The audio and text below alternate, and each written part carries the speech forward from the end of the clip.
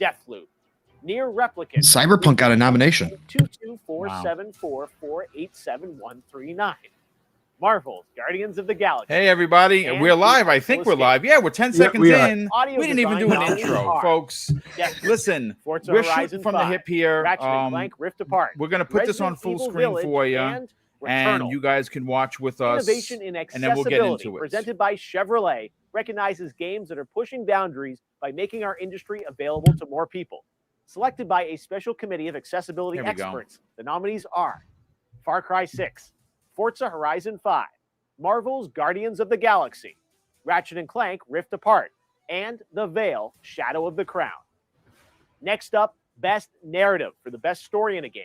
The nominees are Deathloop, It Takes Two, Life is Strange True Colors, Marvel's Guardians of the Galaxy, and Psychonauts 2. Games for Impact recognizes a thought-provoking game with a profound pro-social meaning. The nominees are Before Your Eyes, Boyfriend Dungeon, Chicory, Life is Strange True Colors, and No Longer Home. Best Independent Game celebrates a game made outside of the traditional publishing system. The nominees are 12 Minutes, Death's Door, Kena, Bridge of Spirits, Inscription, and Loop Hero. This is where our nominees will be seated in just a few weeks. But for now, let's get back to the nominations. For Best Mobile Game, presented by Verizon, the nominees are Fantasian, Genshin Impact, League of Legends Wild Rift, I think that's already over Marvel with. Future Revolution, and Genshin Pokemon Impact. Unite. For the third year, we are presenting an award for Best Community Support. The nominees are Apex Legends, Destiny 2, Final Fantasy XIV, Fortnite, and No Man's Sky. How Best the hell can debut Sea of indie Thieves game not be in there? recognizes a development studio that I don't published know. its first ever game in 2021. The nominees are Kena, Bridge of Spirits, Sable, The Artful Escape, The Forgotten City, and Valheim. Best VR AR game. The nominees are Hitman 3, I Expect You to Die 2, Lone Echo 2, Resident Evil 4, and Sniper Elite VR. For Content Creator of the Year, the nominees are Dream, Fusely, Gallus, Ebi, and The Graph. For Best Action Game, No idea. the nominees for 2021 are I don't know Back 4 one Blood, of them. Chivalry 2, Deathloop, Far Cry 6, and Returnal.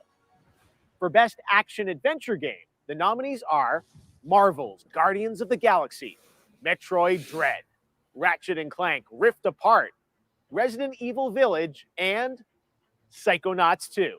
In the category of Best Role-Playing Game, the nominees are Cyberpunk 2077, Wow. Monster Hunter Rise, Showed it.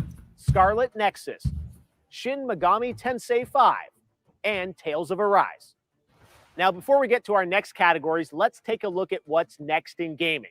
Of course, you can expect some big world premieres at the show this year, both brand new game announcements and announced ones. But what game are you most looking forward to? Well, here are the selections for the most anticipated game presented by Prime Gaming. Elden Ring, God of War Ragnarok, Horizon Forbidden West, the sequel to The Legend of Zelda Breath of the Wild, and Starfield. Back when we started the Game Awards in 2014, Dragon Age Inquisition from BioWare won Game of the Year. And this month, Prime Gaming members can download it for free, in addition to Control Ultimate Edition from Remedy, which was nominated for Game of the Year back in 2019. When we're back here on December 9th, we will have more new offers and free games for Prime Gaming members. To grab those games, you can head right now to gaming.amazon.com. And now back to the categories. For Best Fighting Game, the nominees are Demon Slayer, Guilty Gear Strive, Melty Blood Type Lumina, Nickelodeon All-Star Brawl, and Virtua Fighter 5 Ultimate Showdown. Now we are up here on stage where we will hand out trophies and reveal this year's biggest world premieres on December 9th. Next up, Best Family Game. Those nominees are It Takes Two, Mario Party Superstars, New Pokemon Snap, Super Mario 3D World and Bowser's Fury, and WarioWare Get It Together. In the category of Best Sim Strategy Game, the nominees are Age of Empires 4, Evil Genius 2, World Domination. Coming to Game Pass, by the way. Yep. Inscription, and Microsoft Flight Simulator. The category of best sports Can racing Age of game. Empires Those be not nominees in are there? F1 2021. It was the first one they said. FIFA 22. Oh, really? Okay, Hot I missed Wheels it. Unleashed, Forza Horizon 5, and Riders Republic. Well, that's a wrap. Now, a look at our esports category, starting with the best esports game presented by Grubhub. The nominees are Call of Duty, Why? CSGO, Dota 2, League of Legends, and Valorant. For best esports athlete, the nominees are Collapse, Simple, Showmaker, Tens, and Simp. For best esports team, the nominees are Atlanta FaZe, Call of Duty, Damwon, League of Legends, Navi, CSGO, Team Spirit, Dota 2, and Sentinels, Valorant. The best esports coach nominees are Blade, Crowder, NA, Coma, and Silent. Esports events still have been a little different in 2021. But It's amazing how far we've come. The International We got 2021, esports coaches. 2021 League of Legends It's World crazy. Championship, Valorant Champions Tour Stage I chose the wrong Masters, profession, gentlemen. PGL I think you Majors did. Stockholm 2021, We all did. PUBG Mobile Global Championship 2020. And now, our final two categories. For Best Game Here we go. Direction, which recognizes outstanding creative vision and innovation in game direction and design, the nominees are Deathloop, Psychonauts 2, It Takes Two, Returnal, and Ratchet & Clank Rift Apart. And finally, on behalf of the jury, comprised of more than 100 global media and influencer outlets, I am proud to announce the 6 nominees selected for outstanding creative and technical excellence. The nominees for Game of the Year are Deathloop from Arcane Studios, It Takes Two from Hazelight, Awesome. Metroid Dread from Mercury Steam and Nintendo, Psychonauts 2 from Double Fine Productions, Ratchet & Clank Rift Apart from Insomniac, and Resident Evil Village from Capcom. Wow. These are all Boy. the nominees for the Game Awards. Wow. But what game Yeah, do you well. think should walk Yeah. away with an award? Wow. Your votes help decide the winners. Head to thegameawards.com right Look. now to vote Yeah. for nominees in all the major categories and tune in live on Thursday, December 9th to see What who are we wins. wowing? What are we wowing? What are we wowing? I'm Who do you confused. think I'm sorry. represents the bright, bold, and inclusive future of gaming? Submit Well, your I'm gonna suggestions for stop the this. Game Awards Future. There you Yeah. go. I'm going to stop All that, and I'm going to put back on Halo before I throw up in my own mouth. Look, I'm not. Listen, I wouldn't be Boom if I wasn't real, right? And obviously, I came late into the scene. You know, we missed a couple of announcements, and I don't think we missed anything, to be honest with you. This is an Xbox show. We covered it just because there's some people were asking for it. Here we are. Pongso was nice enough to. I thought it was actually happening later. I thought it was happening at 1 hour time, and I would have jumped into it. I'm not sorry that I missed a couple. We got a lot of Xbox stuff to talk about. But I again, I wouldn't be Boom if I wasn't honest. Here's my thing. I don't understand how the highest review game of the entire year is not in that Game of the Year discussion. I just don't know. I don't understand it. I mean, Resident Evil Village, okay, it was good. I didn't even finish it. Ratchet and Clank, should Ratchet and Clank be there? Sure, but the fact that Forza Horizon 5 is not there is a bit of a conundrum. I mean, I'm not going to make a big deal over it. The Game Awards, we've heard this, but we've seen this before. Gears didn't get in there. Gears 5 was a masterpiece, right? Very well done, and it didn't get in there. I'm still bothered by that, and I think I'm going to be bothered by this. Pong, let's get your opinion on this. Are we surprised? Well, I mean, overall, we're not surprised because this has been the running narrative every time we talk about these Game Award nominations. Again, it's not about winning Game of the Year. It's about the simple fact that whether or not it's just a racer, which Forza Horizon 5 is not just a racer. There's a lot more to it. Does not matter at the end of the day. It's a game. And these are the Game of the Year nominations, right? And for me, that means that the best of the best games should be there. And if you're going to say that a game that has come out as polished as Forza Horizon 5 is, as technically sound, as fun as it is, drawing in people that normally don't even play racing games because there's so much more to it. If you are saying to me that that should not be in the nomination as one of the most highly rated games of the year, now up to 9 million people. 9 million. I was just literally Lethal Papa just threw that in the chat. First of all, big shout out to Lethal, who's always here doing, the best work possible. And that's the thing. That's the thing. I mean, what does it actually take?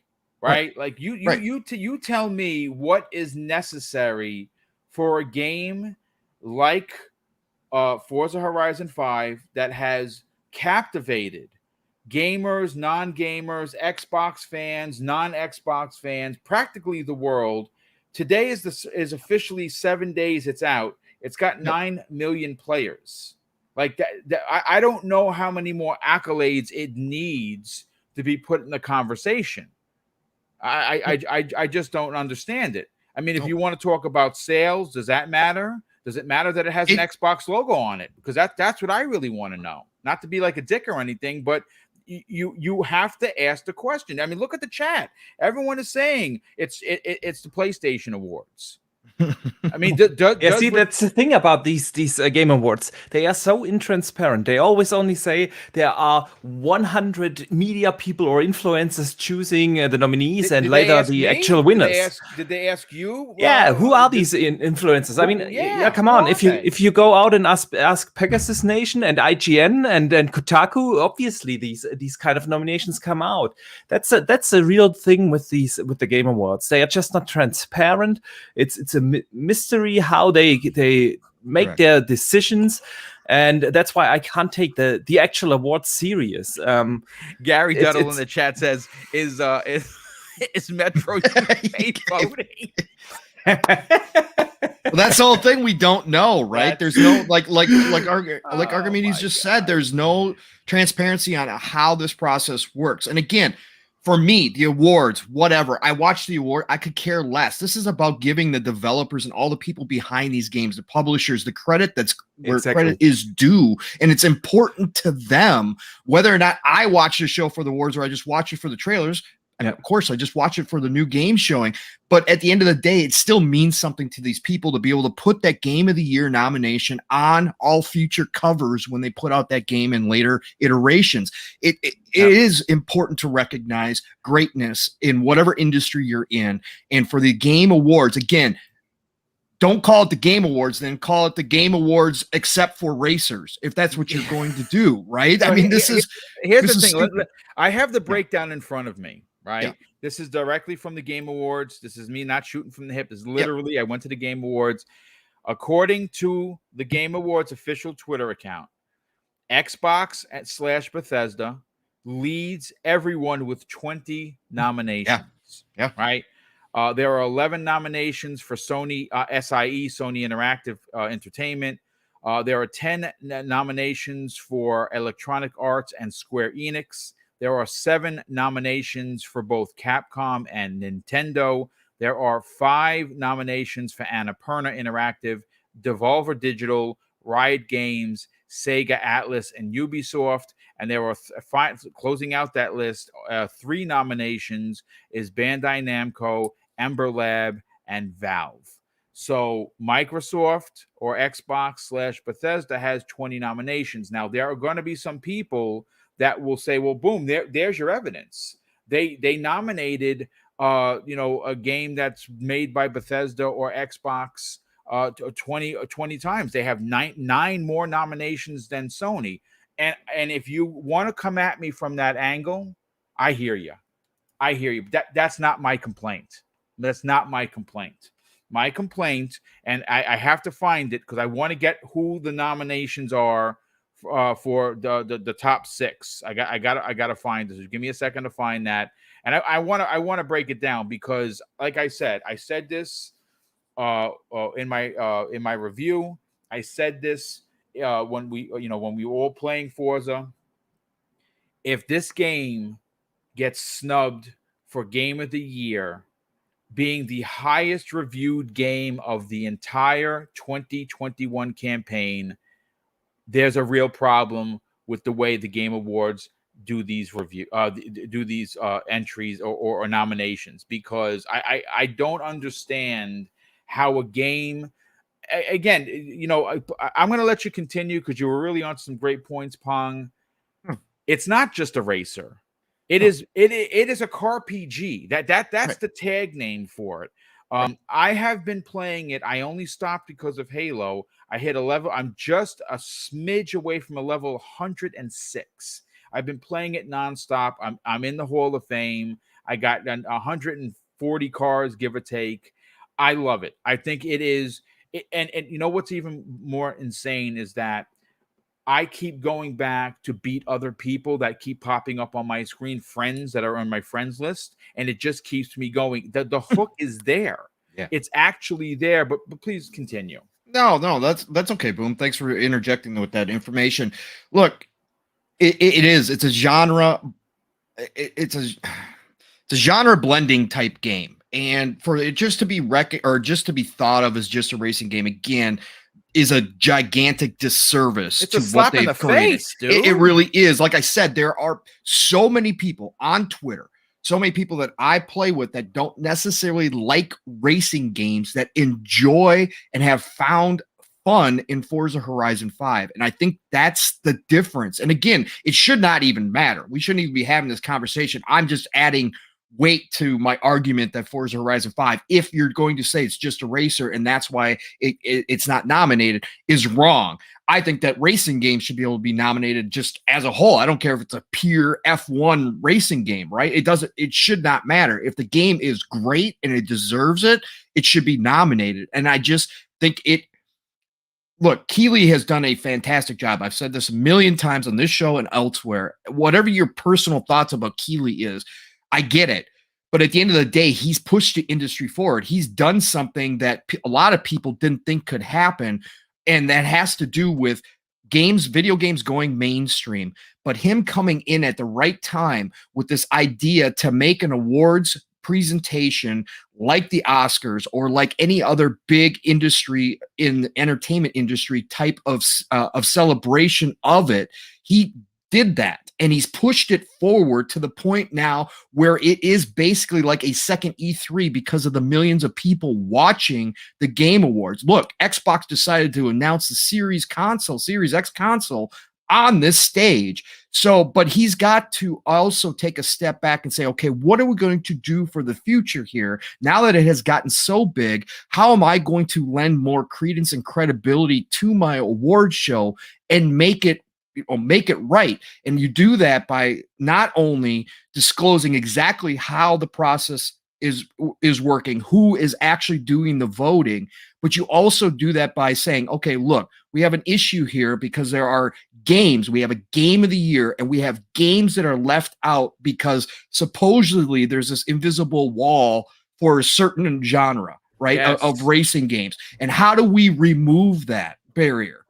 I thought this was the perfect opportunity. This is the perfect year because there was no game that dominated, that captured the hearts of people. Well, Forza Horizon 5 did, but what I'm saying is outside of that, there was no major game that did that where it was like, oh, it's a runaway. This year was wide open. It would have been great. And I tweeted at him after Colt's post to him about that, how great it would be for the industry to have Forza Horizon 5 get nominated to show everybody, hey, it's not all games except for racers anymore. That we're going to include that when one comes along like Forza Horizon 5 and does something different and does something to such a high level that 9 million people in a little over a week are enjoying this, and not just racing fans, obviously. And I just thought it would have been a great moment for the industry and for his show to say, hey, nope, every game is included in this. It doesn't matter where you come from, what type of game it is, doesn't matter what it is, you can get nominated. And I just thought this was a great moment that could have happened. So and it didn't. Zanny, I want to bring you into the conversation. So here is the 6 nominees for Game of the Year award. Now, there are 3 that absolutely have to be here.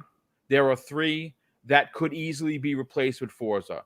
The 3 that have to be here, It Takes Two is a masterpiece. Now, I haven't played it.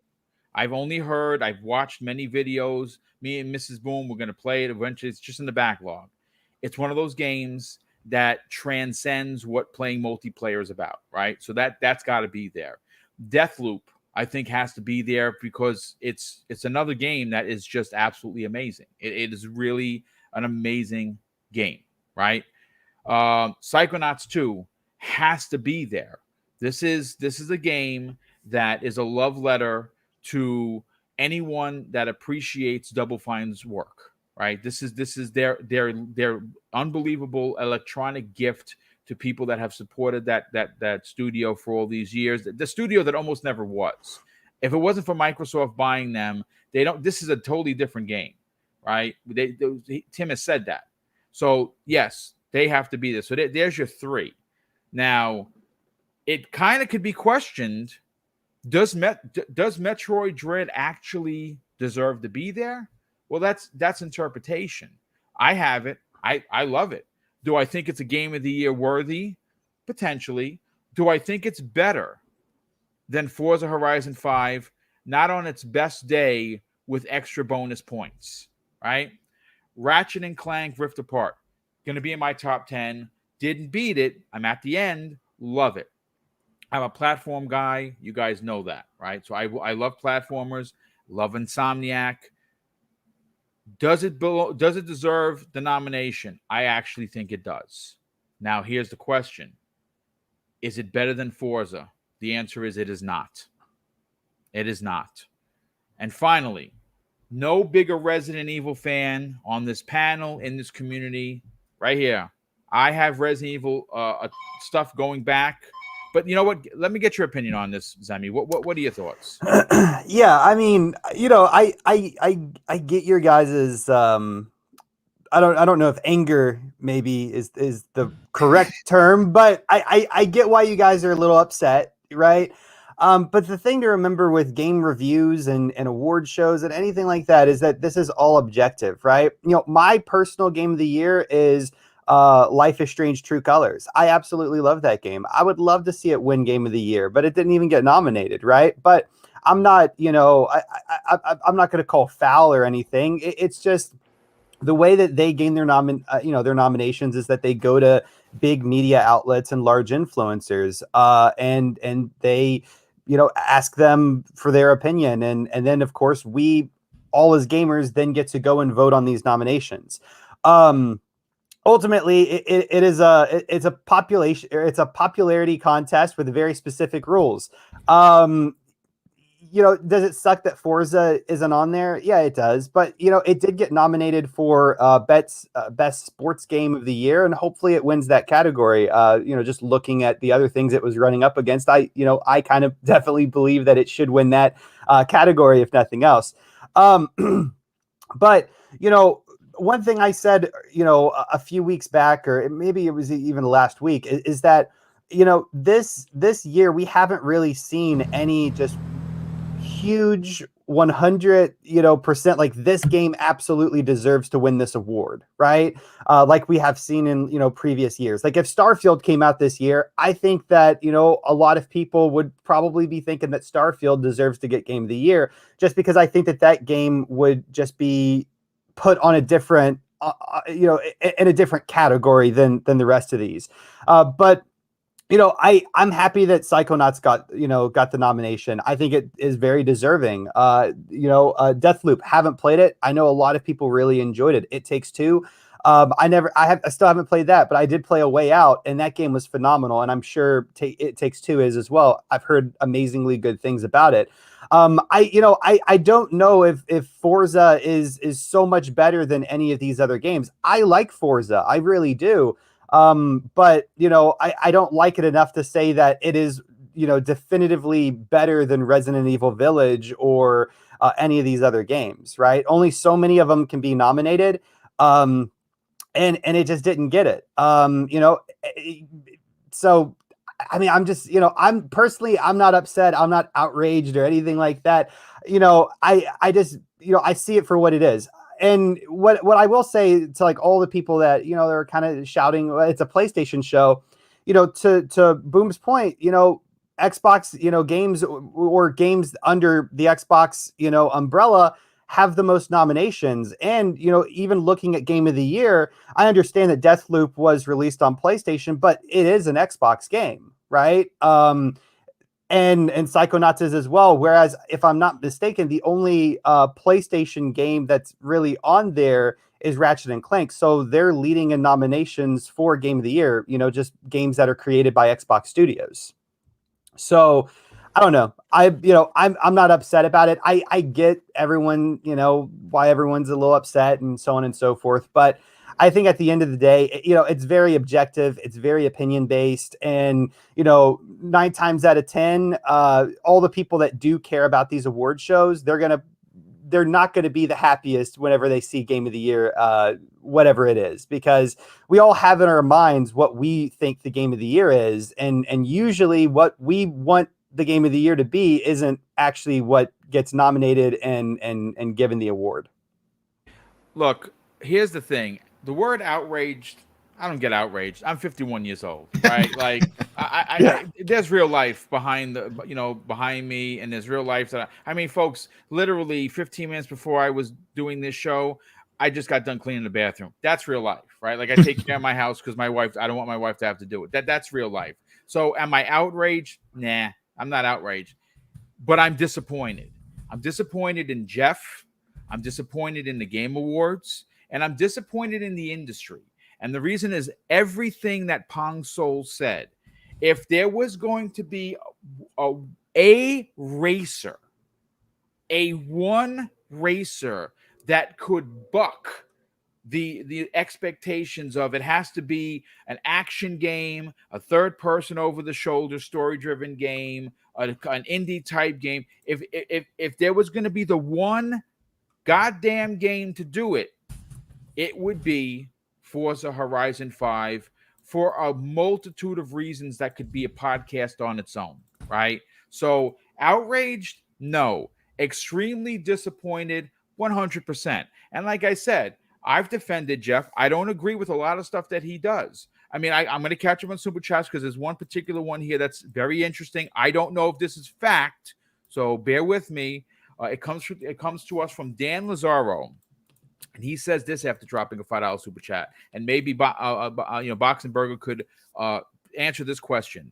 They invented a category, best debut indie game, so they can give it to Sony's Kenna. Jeff is very transparent with his bias. Now, I don't know if that's a new category. I don't follow him like that. Like, I know some of them, right? I don't know all of them. I'm going to be honest with you. If Kenna had part 2 and 3 and they put them all together in there, it's not beating Death's Door, so it doesn't matter. Death's Door is going to win that category. It's going to be in my top 10. It's going to be probably in my top 5. You think it should win? I mean, no doubt. Again, that's I'm giving the Game Awards the benefit of the doubt. Maybe I'm the fool here. Maybe I'm the knucklehead. But here's the thing. I hear what Zemi's saying. I get it. I hear what Pong's saying. I agree more with Pong on this than Zemi. Zemi brings up some great points. But I do feel that when you want to impact something that is so viewed, right? Like when someone says what's going to gain, if you ask, we have 300 people here. If you were to ask independently each one of these gamers and us, say what's going to win the Game of the Year, almost unanimously, and again, I'm being, I'm kind of thinking out the box here, so I could be wrong. Most people are going to say a Sony type game, over the shoulder, story driven game. I think that's what you would get. And see, that's the problem. That's the problem. You said it. It's been said before. If I remembered correctly, a game is a game is a game. Right? Does it matter if it's strategy? Does it matter if it's a flight sim? Does it matter if it's a driving game? Does it matter if it's an 8-bit push 2 buttons to cook toast? It's a game.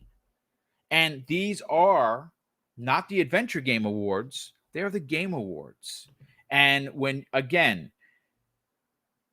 you have the highest reviewed game of the freaking year, and it doesn't get in that category, you gotta ask, who are these influencers? Who are they polling? This is what I want to know, and I think it's a fair question. What are your thoughts on this? And again, I understand 20 nominations for Xbox and Bethesda games. Xbox owns Bethesda, so it's a Microsoft thing. And if you're okay with that, good on you. I'm not good with this. What are your thoughts, Boxenberger? Yeah, right there with you. The thing is, I totally get what Sammy is saying. Taste is different. I agree. Yes, taste is different, and everyone here on the panel probably, and everyone in chat has their own opinions. And for everyone, the game of the year is going to be something different. The thing really is, I said it early with the transparency. I really don't like that. I don't think that gives the Game Awards the credibility they should have. And like you said, the reach of the Game Awards is so big. And Pong said it beautifully when he said, even if we gamers don't care about the actual awards, the developers do. I think it is healthy for the industry to have such an award ceremony. Everyone has it. Music has it. Movies, TVs has it. Books have it. Literature has it. Everything has it. And why is that? Because it can really be healthy and encouraging for the developers to have such an award, to get that kind of recognition at the end of the year. So it would be awesome to have a proper award ceremony. But the way how this show has been handled over the course of the last, let's say, 5 to 7 years is really not good. And the transparency is only one thing. I've seen it in the chat a lot about bias and whatnot.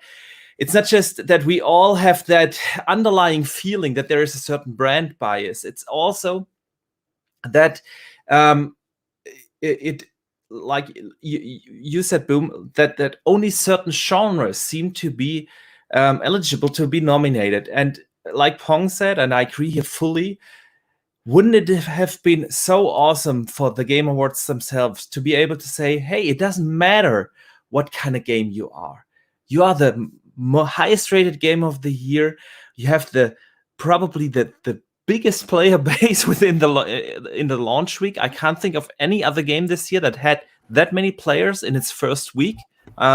Maybe I'm missing one. It crossed 9 million. 9 million within the first week. Tell me one other game that did something like that. So, yeah, does it deserve the recognition? Yeah, it most certainly does. I'm not saying it needs to necessarily win. That's a great point, because actually I want to touch on that for a second, because Pong actually mentioned that, and I think that is very important to bring into the conversation, because getting nominated for Game of the Year, it's a big deal, right? It's a big deal for the industry, but more so for the said team that could put out there, we were nominated for Game of the Year. It's a big deal, folks. So at this point, do they win over some of the other ones? See, that's a subjective situation. Yeah, exactly. How are the gamers going to vote for that? But you see, here's the problem. I'm not saying Xbox gamers. There are so many people that I have talked to that are not racers, right? They don't like racing games. They're people that I know bought an Xbox because of of Forza. We can't nominate this for Game of the Year, right? We are not given that opportunity. That opportunity was taken from us. Now, there are a lot of people making some incredible points where, listen, I've heard people say, incredible people, if it doesn't get in there, the fix is in. And I mean, now, do I honestly think he's going around fixing these things? That's a bit of a stretch. I got to be honest. He's a businessman. He understands this is big business. And I respect the Game Awards. Again, you have your opinions, and Jeff, I hear you. And I don't agree with everything he does. This is a perfect example of that. But I don't know if he's going out of his way to kind of, it would be a stretch. If it happened, I would be extremely the guy holding the bag looking like an idiot if that was the case. Do I think that's happening? Honestly, I can't say what a straight face it is, but it doesn't take away from the fact, Archimedes, that a game that has 9 million players, broke records, continues to break records, the highest reviewed game of the year, that it extends itself is so much further from a racer. The fact that it's being called a car PG in itself should be the reason why it's nominated, because it's different. Exactly. And especially these kind of leaders in the gaming industry should actually embrace the diversity that we have right now in gaming. It is, how awesome is it that we have such a high rated racing game? How awesome is it that we have one of the best strategy games in probably a decade this year? Yeah, we have third person action adventures. We have awesome platformers this year. We have amazing simulators like the flight sim. We have so much diversity, and this should be recognized by the Game Awards. And that's why I am a little well, not just a little, I am disappointed that they don't gave that fact a thought that we need more diversity in gaming. And you know, I have an idea, and I've seen this before. Like, he's going to get a lot of shit for this, folks. And if you're going to tweet at him, man, don't curse at the dude. Like, don't start calling him names. Don't do that, because you know where that gets you? Put on the pay no mind list. If you want to make real change, you got to do it right. Right now, I'm going to get out there on the socials, and I'm going to say what I want to say.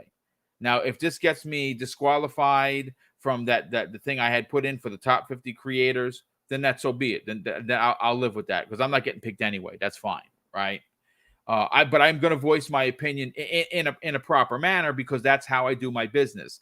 I'm not into this thrashing other people's because their opinion is different. I don't do that. I don't think anyone should. But the fact of the matter is, everyone that's on this panel, including Zemi, even though he doesn't agree with us, brings up incredible points. Zemi's not wrong. I'm not right. Pong's not right. And these are our valued opinions. And I think everyone on this panel has a valued opinion.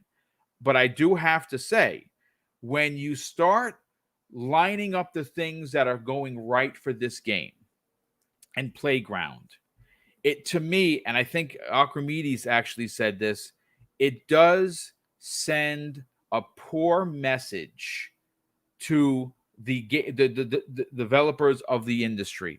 Because what it tells me, and look, I'm gonna be honest with you. Do I think that it's going to win that ridiculous, utterly ridiculous sports sim / racer? 100%.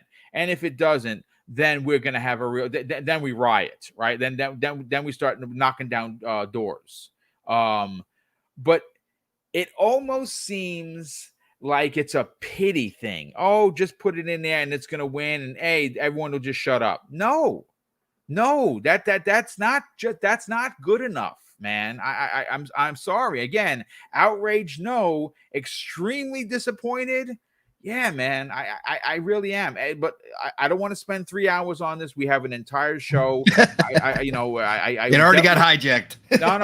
Zemi's got Zemi and Archimedes came up with a great topic. We want to complain about something else. Yeah, but this one actually makes a little sense, and we're going to get right into that. But before I do got to catch up on the super chats. Drawn TJ, very generous friend of the show. He says, WTF, Forza doesn't get a nomination, really, after dropping a $5 super chat. Lazy Couch Gamer drops a £5 super chat and says, Forza isn't nominated? An effing shame. It's the best reviewed game of the year. Thank you. Please go to their page and let them know, but be nice about it. You see, this is what I'm talking about, folks. If you want change in real life, I know that some people want to go immediately to violence. Don't do that. Don't be racial. Don't be, don't say things. Don't do that. Don't be that guy or gal, because if I see it, I'm blocking you immediately. I'm telling you right now, I will not stand for that kind of shenanigans, because if you didn't know, I used to be a police officer, and the same way I am here is the way I wore in uniform. And some of the things that were said to me, incredible. I laughed at them. Yes, I laughed at most of them. I never got angry because people are just going to say stupid things. But don't be that person on social media saying terrible and horrible things because a game didn't get nominated. Please don't do that. Dan Lazaro, which I read, thank you, Dan. Jerron TJ drops an additional $5 super chat and says they should have another game awards, but the gamers can vote and compare both awards. I actually think that I'm not sure if I'm getting this mixed up with another award thing. I could have sworn at some point that as we got closer to the Game Awards, they added an additional one. Like he puts out a tweet, "Hey, what game got snubbed?" And they somehow add that. Because I thought always thought it was 7. I mean, I'm not sure about that. What he actually does is we as gamers get to vote in the Game Awards, but our votes only count for 15%. The other 85% is again the 100 mysterious people. So I will say this. I'm going to say this. I don't know who these 100 mysterious people are. I don't know if they're part of the Illuminati or not. We don't know. We'll never know. Right? But if they're gamers, and we know that Phil Spencer's on this, and there's a bunch of high-ranking officials within the industry that are there. If you're going to tell me that out of these 100 nefarious, mysterious Illuminati people didn't come together and say, yeah, that Forza has to be nominated because it would be almost a crime against gaming humanity, and that didn't happen, folks, I don't know, man. I don't know what to say. I just don't know what to say. But we have Fissel drops a very generous $4.50 £4.50 super chat, and he says, genuine question. Who selects those who vote on the different categories? Is it Jeff or who decides? Because it is so subjective, in my opinion. That is actually a great question. I actually don't know who picks these people. I don't know if it's Jeff or I know he has a board. I know that Phil Spencer's on the board. I know the head of Nintendo, Bowser's on the board. I know Jim Ryan's on the board. I don't know who else is on the board. I honestly don't have that information. Dan Lazaro asked another good question, and this is my God, this is a dark rabbit hole, folks, because I don't like the negativity, but he asked a great question. I gotta read it. A, because he dropped a super chat, and B, it's a goddamn good question. Shouldn't Halo Infinite be one of the nominated most anticipated games? I think so. I don't know. I mean, go look at the Steam numbers since yesterday. They went up 50,000 in a 2-hour show. They went from 219 to almost. They broke in the first 10 hours 270,000 concurrent players on Steam. So the question is, and here's the thing. Halo's not out for December 6th. It doesn't get nominated. It misses the mark. I hear you. That's not what this topic is. It's the most anticipated game. Listen, I don't know. I don't know. I got nothing, folks. I got nothing on that one. All we can say, who sent a super chat, he is right. He's absolutely right. He says Reggie Mobile 9, generous friend of the show. He drops a $5 super chat and says, "Sup, Boom and crew. The Sony bias is just real. It's the reason Xbox games get skewed reviews and why they often don't get an award recognition. I can't argue that." Kirby Louise drops an addition. Wow, Kirby Louise drops a $10 super chat. Hey, Kirby, thank you so much for the generosity. He says Call of Duty Warzone over Minecraft for ongoing game. When the latter added the Caves and Cliffs update, the Nether update expanded the vertical world size up to 8 times and added ray tracing. What gives? Again, I saw someone actually said, I think it was Boxenberger, Sea of Thieves doesn't get the nod for best ongoing game. Doesn't get in there. I mean, if one game deserves it, then it's Sea of Thieves. It's outstanding what they've done with that game. Yeah. So it's It's questionable. Bernard Miller drops a $2 super chat and says, do we think Sony called Jeff and said no Forza Horizon 5? I hope not, man. I would be extremely disappointed if something ridiculous like that actually happened. Do I think that happened? No, but man, it's ridiculous to even say out loud. We have Jasper Noragod. A guard, I should say. Jasper, first of all, thanks so much for being here. He says Archimedes is right after dropping a $5 super chat. And I didn't even hear what he had to say yet. Well, you have a fan, Jasper. Thank you for being here, brother. Well, thank you. Thank you for that trust. Jasper, he was right. He was actually right. But listen, folks, we got to get into the Halo news. I would be remiss as a host. We're already 47 minutes into the program. We were hijacked by Jeff. He hijacked the show. He sent me into a bit of a tizzy. Again, not outraged, disappointed for sure. But we got to talk about, we have two big topics. There's two Phil Spencer stuff we got to get to. Obviously, you saw the thumbnail advertisement. He has confirmed that one of the biggest Bethesda games that is vaporware at this point will, in fact, be exclusive to Xbox and PC, but more so, what he did confirm in that interview was that all Xbox and Bethesda games will remain exclusive. So if you're on the fence about getting an Xbox or playing on your pewter or your tablet and getting Game Pass that way, that's the only way you're going to play any of these upcoming games, unless if you don't have any access to this, you're like a PlayStation only person, you're going to have to make some decisions because these are going to be big games and they are going to be exclusive. But we're going to get to that in a second. But we got to talk about Halo. Now, the Halo news yesterday was massive. Like, I put it to you this way, if it wouldn't have leaked, right?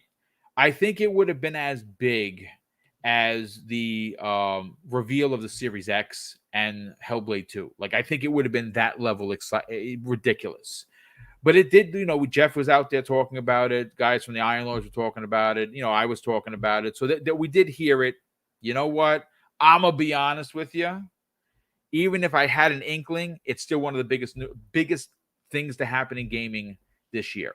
Right? Halo. We're playing Halo, folks. Me and Zemi Games got down immediately yesterday, and he was just wrecking fools. It was ridiculous. He was killing so many people in the Wasp that he got bored and said, boom, I'm going to land, jump in, and check this out. And he went and killed some more people. Ridiculous.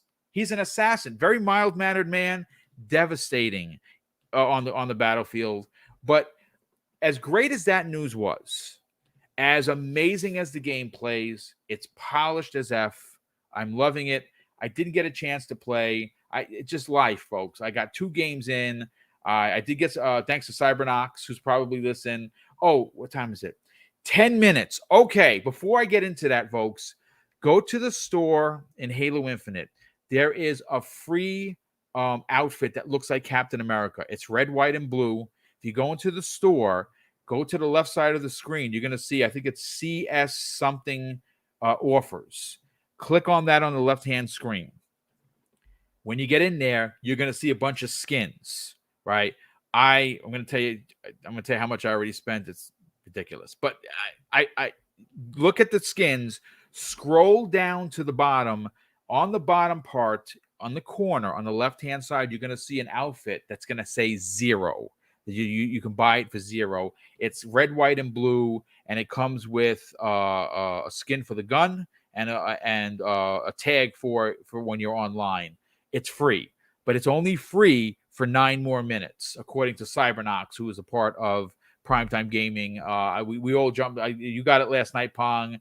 I just got it. Zemi just got it. Boxenberger just got it. So you got 9 minutes. Go get that. Go because it's free. It's free, folks. It's free. So go get that. But as great as Halo is and it's polished, it's so good. There is some controversy, folks, and some I didn't. This is a shot from the hip topic because Zemi brought it up, and so did Boxenberg, and I want to go to them first on this because they played a lot longer than I did, so I didn't understand. Now, when I said I spent money, I've already spent $50, right? Now, 30 something, I think it was $32 of that was reward points. So that didn't come out of Boom's pocket, which is great. But right before we went live and I got the skin, which I should have been content with, I looked up and there was this dark emanating with blue kind of a skin. And I was like, I got to get it. So I dropped another $20. So I'm in for $50 already. So they're going to make money. Don't worry about that. But that's not what we're here to talk about. And I'm going to let Zemi lead this conversation, and of course, follow up with Boxenberg, because in the private chat, I quote, this comes from the Battle Pass sucks, and this comes directly from Halo Burger, which of course is Archimedes. Zemi Games, explain to the fine folks what is happening with the Battle Pass. Does 343 need to make some adjustments? Oh yeah, no, for sure. I think so. I mean, the thing that's going to make me continue to want to play is progression, right? Is being able to unlock things, and the battle pass is a huge part of that, right? And I think that the way that it's currently set up, with the only way that you can gain experience to progress in the battle pass is by doing challenges and so on and so forth, I think is really the wrong way to do it. And solely that being the only way to earn XP, I think is way too slow. Like I was playing a lot yesterday. I was killing a lot of people. Yeah. And by the end of the night, I turned off my console probably around like 2 a.m. Wow. Around then, I think. I was only like level 2 in the battle pass. And it's like, if you go and play other games with battle passes, it's like you level up a lot, quicker and so on and so forth. So I just, for me personally, I think that the way that they have their battle pass set up is definitely wrong. I think that players should be rewarded off of, just playing the game, getting assists, killing people, completing objectives in game modes, that type of stuff, because that rewards the player for playing the game how they want to do it, rather than being forced to go and do certain challenges in a game that A, maybe they're not skilled enough to do, but B, maybe they just don't want to do, right? Xbox is a brand all about inclusivity. It's all about accessibility. And this battle pass is neither those two things, right? I think that it just takes way too long to progress in it, and I think it should definitely be something that they look to changing in the future for sure.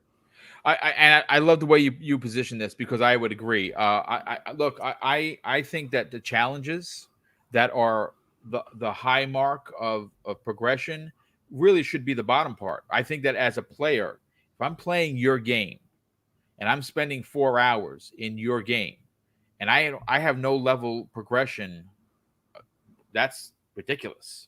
That's ridiculous, because now what you're telling me is I have to play the game this certain way, otherwise I'm not going to get any progression.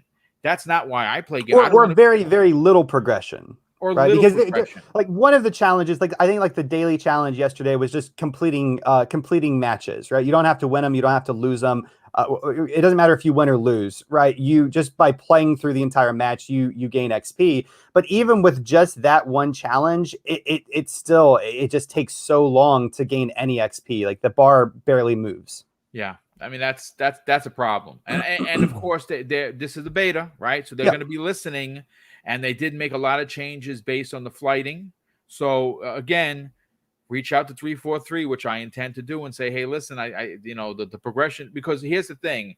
They announced that the end of the battle pass, this one right here, isn't until May of 2022, right?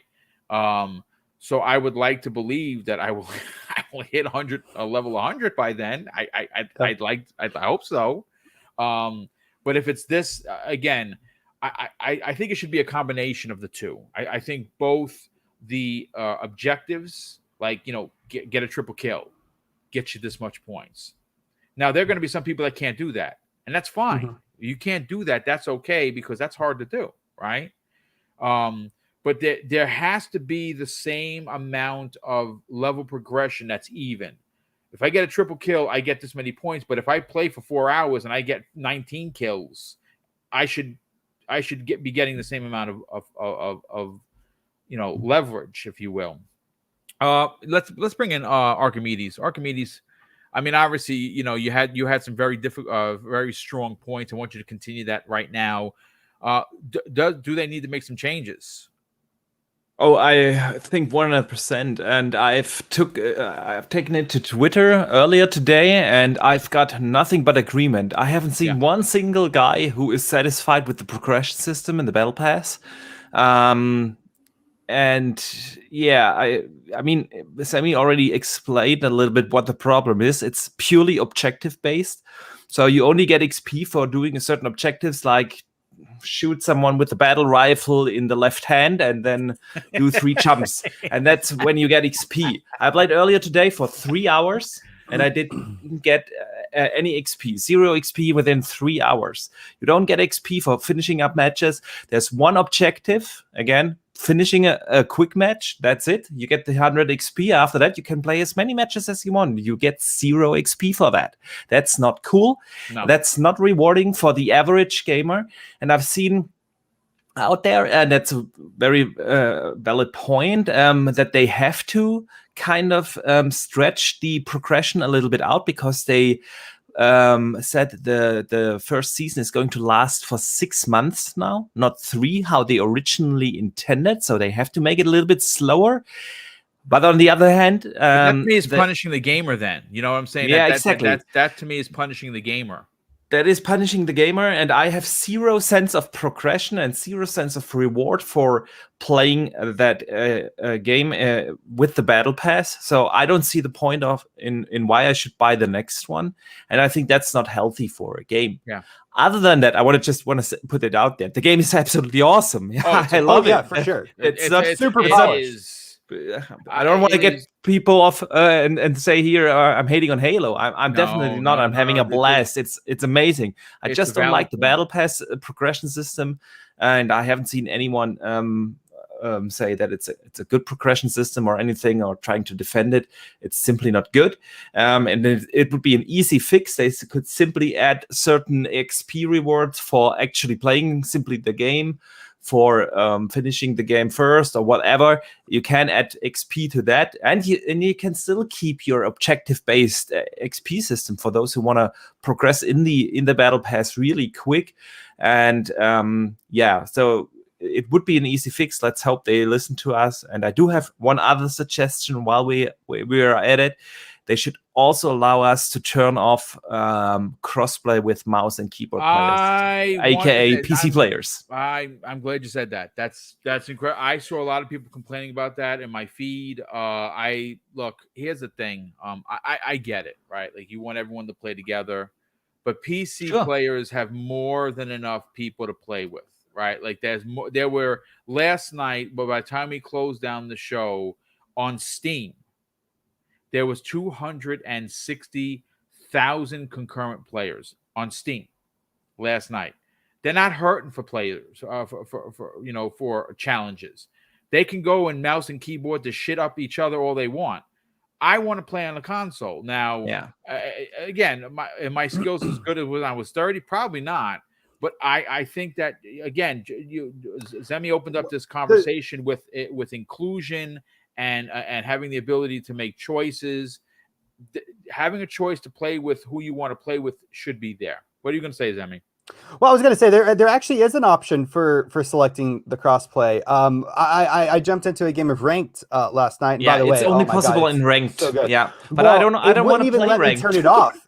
What I was going to say is it wouldn't even let me turn it off. Like, it allows me to click crossplay, but then there's no. It's still grayed out. You have to play, I think, like 10 matches in ranked, and after that, then you can turn it actually off. But I don't want to play ranked. I'm more of a casual gamer. I'm not in for the challenge and the competitiveness that is provided with ranked. I'm that average gamer that just loves to go out and get destroyed, and I don't want to be destroyed by mouse and keyboard players. It can be a little bit frustrating. And so I rather it's good that it's in there for those who want that challenge, or for those who just simply think they are as good on the controller as others are on mouse and keyboard. Options are always good, but give me the option to turn it off. Let me decide how I want to play the game. But other than that, again, I love the game so much. It's amazing. It absolutely is. Now, real quick, something just popped up on my feed. I'm not going to make a topic out of it, but I have to talk about it simply because this is why I will continue to not support Activision or Blizzard.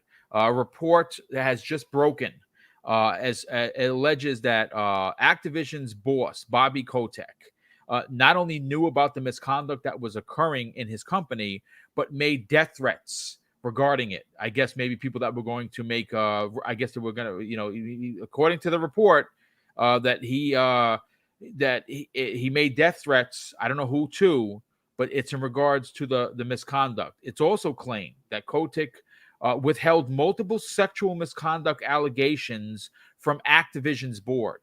This is why they need to dump him, because he's a piece of shit. Again, not a topic for today, but it just literally broke. It's a breaking story. This is why I will not buy anything from Activision. If you do, that's okay. I don't hate you. I don't love you any less, but I will not support a company that is, POS. I won't do that. And that goes for Activision and Blizzard. And until there's massive change, Double Barrel Gaming will stand on this hill, potentially die on it as well. But I gotta talk about something that I think is super important. Last year in September, we got the announcement that Microsoft was set up to purchase Bethesda GameWorks, and they did, right? $7.5 billion. I think it's actually closer to $8 billion. That's what I heard. I think it's closer to $8 billion. And there were a lot of questions. We lost Pong for a second. Oh, we lost Pong. Hey, that's crazy. Look in our Twitter DM. He has issues with the StreamYard link. So maybe you kick off the next topic and then you can fix it for him. Yeah. I'm actually going to invite. That's weird. I'm going to invite him back. But yeah, getting back to the topic in hand. They purchased Bethesda. And it was the biggest purchase in the history of gaming, right? We're all aware of that. That's not a surprise. And of course, when that purchase happened, there were a lot of questions as to what was going to be exclusive, what wasn't going to be exclusive. And we did hear Phil Spencer get out there and immediately say any contracts that were already done, they were going to honor those said contracts, which they did. That's why Deathloop is launched on the PlayStation 5. It's getting, obviously, a lot of nominations because the game is really, really good. It's probably the best work that they've done in a long time. And it will be coming to Xbox next year, into Game Pass. But during an interview, Phil Spencer dropped what I think is, in my opinion, a megaton line in the sand, if you will. And the fact that it's Elder Scrolls 6 has been confirmed by Phil Spencer himself as being exclusive.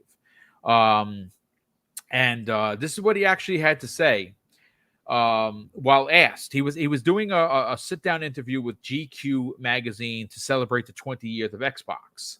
I asked him a bunch of questions, and that one of them was the exclusivity to the Bethesda catalog. And this is what Phil Spencer had to say. Before I get into that, let me make sure Pong got in here. He's not here yet. Okay, so let me just read that, and we'll get Pong back in here. He said, it's not about punishing any other platform. Like, I fundamentally believe all of the platforms can continue to grow. But in order to be on Xbox, I want us to be able to bring the full, complete package of what we have. And that would be true when I think about Elder Scrolls 6. That would be true when I think about any other franchises that we own. I'll go first to Zemi Games. Zemi, it's a big deal. It is a big deal.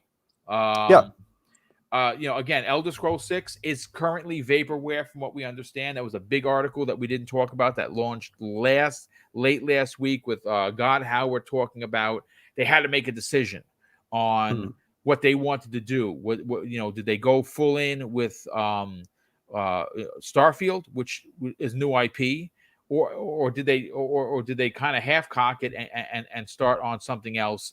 Obviously, we know what they did. They went with Starfield. We are eventually going to get a Fallout 5.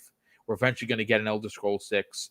I'm sure that they're working on it. I don't think that it's not being worked on.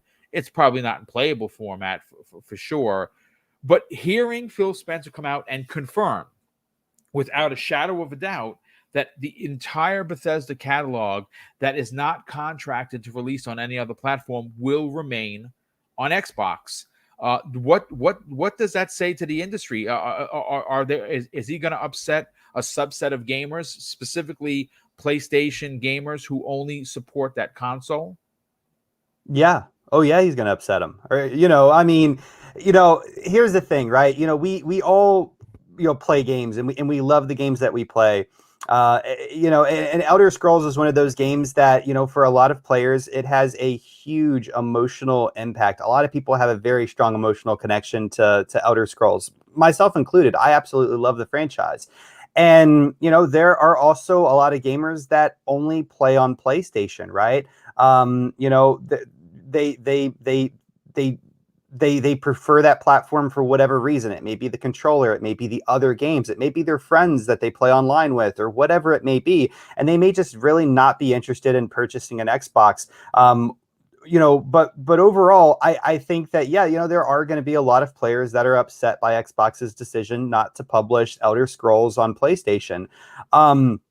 With that being said, it's fully Xbox's right to decide where they want to publish their games, right? No one is screaming to PlayStation, "Hey, why don't you put Last of Us on, on Xbox," right? Well, I say that, but I'm sure there's a lot of people, because there's a lot of people screaming, "Hey, Sony, put Spider-Man on Xbox." But the point is still there, though, right? Is at the end of the day, this company has the right to put their games where they want to put it.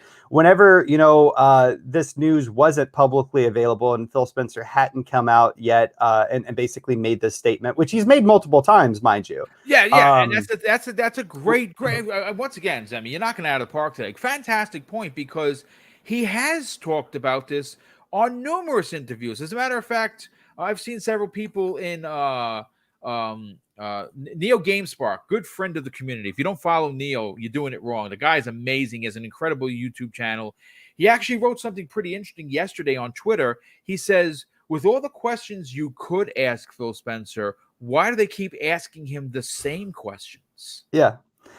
Yeah, I mean, that is a great question to begin with. Absolutely, it is, right? I mean, how many times does the man have to say the same answer before you believe him, or whatever? I mean, it's almost like it's denial. Look, like, whenever this news wasn't publicly available and they were still going through the acquisition process, and we were all speculating on what was going to happen with these IPs, I was in the camp that it was going to probably go to PlayStation, right? If I'm not mistaken, Boom, didn't we have like a great debate, like, between you and me of, where this was going to go? Yes. I had my own reasons why I thought it was going to be the way I thought it was going to be. I was wrong. And, but the point's still there, is that, now we know that it's going to go only to Xbox and PC. They're saying it's not going to go to PlayStation. It's just not going to go. Like, there's no reason to keep bringing this up and continually asking and so on and so forth.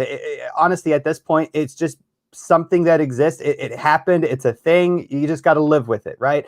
If you want to play Elder Scrolls, then you're going to have to buy, a PC to play it on, or you're going to have to buy an Xbox, or if you have a smartphone, you can, stream it using, xCloud, or, any other, ways that maybe they introduce xCloud, like, for instance, on like TVs or whatever it may be. But at the end of the day, if you want to play Elder Scrolls, you have to play it on, on an Xbox, or, a Xbox supported device. And it's just the way it is. PlayStation people, they're for sure going to be upset, but it's, what are you going to do? Like, it's a business at the end of the day. Xbox, they have decided what path they want to take for this. And, it's going to be what it's going to be. It sucks for players that really absolutely loved playing Elder Scrolls on PlayStation. It truly does. I hate it for them, right? But It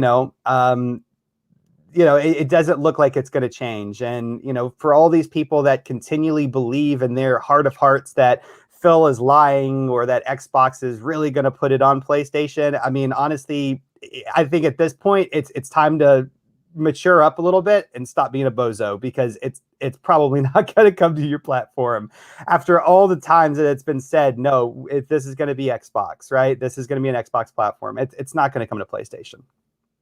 I just have to say this, like this is, first of all, I support all the consoles. Yeah. So and again, not everyone could do that. I feel very blessed and fortunate to be able to do that. I've been doing that my whole life. Like I've never drank, folks. I can count on two hands how many drinks in 51 years. I don't smoke. Never done drugs. Not because I'm a goody two shoes. It's because my passion has always been like toys or comics or video games. So I budget around what I want. Right? I'm not going to the bar to drop $50 down on a couple of beers to watch the Steelers lose, tie with the Detroit Lions this Sunday. I'm not going to do that. Do that right here, but I don't drink. So that's why I have a couple extra bucks, because I'm a retired guy. So you only got one, only one salary coming in. It's the pension. That's it. So you gotta make decisions. That's why I love Game Pass so much. But at the same time, the difference between the way Sony does it and the way that Microsoft does it is apples and oranges, because Sony basically gives you the finger as a consumer and tells you you're playing on the PlayStation 5, right? Unless they lie and they put it on the PlayStation 4 because they're not selling enough PlayStation 5 versions. But that's the only way. Now we're starting to see some movement with the PC stuff. But the way Microsoft does it, Microsoft says, okay, you want to play on your phone? We got it covered. You want to play on your tablet, on your on your computer? Go ahead. You want to play on the TV because that app is coming? You could do that. But if you have an old Xbox, you could play it there too. You can play it on your new Xbox. They give you a multitude of ways to play. And that's why, as devastating as this news is for some people, it's not crippling, because Sony pigeonholes or paints gamers into a corner which says you can only play here and tough titty, in the words of the great and late Richard Pryor, right? But Microsoft doesn't do that. So is this devastating news? I don't think so. And when you spend 7.5 or close to $8 billion, like Zemi said, you can do what you want. And they want to sell Game Pass. They want to sell you on their brand. How do they do that? Do they do that by allowing a game as big as The Elder Scrolls on a PlayStation 5? Hell no. Let's get Pong back in here. First of all, Pong, welcome back, brother. I don't know what the heck, what the H happened. Yeah. I sent you the screenshot. Tech sucks. Tech is great, but sucks at the same time. Yeah, sure. Exactly. Look, Phil Spencer was asked a lot of questions, but the one that got the most traction is the one that we're talking about right now. Of course. There is another one where he talked about Game Pass. That was another interview with Axios, which was really good. I have all his quotes there. Are you surprised by this? Are you surprised by the fact that Elder Scrolls 6, which is going to be an incredibly massive selling and commercially successful game just based on its lore, its history with gamers, is this the final conversation? Does Phil need to say any more than what he said? It's exclusive.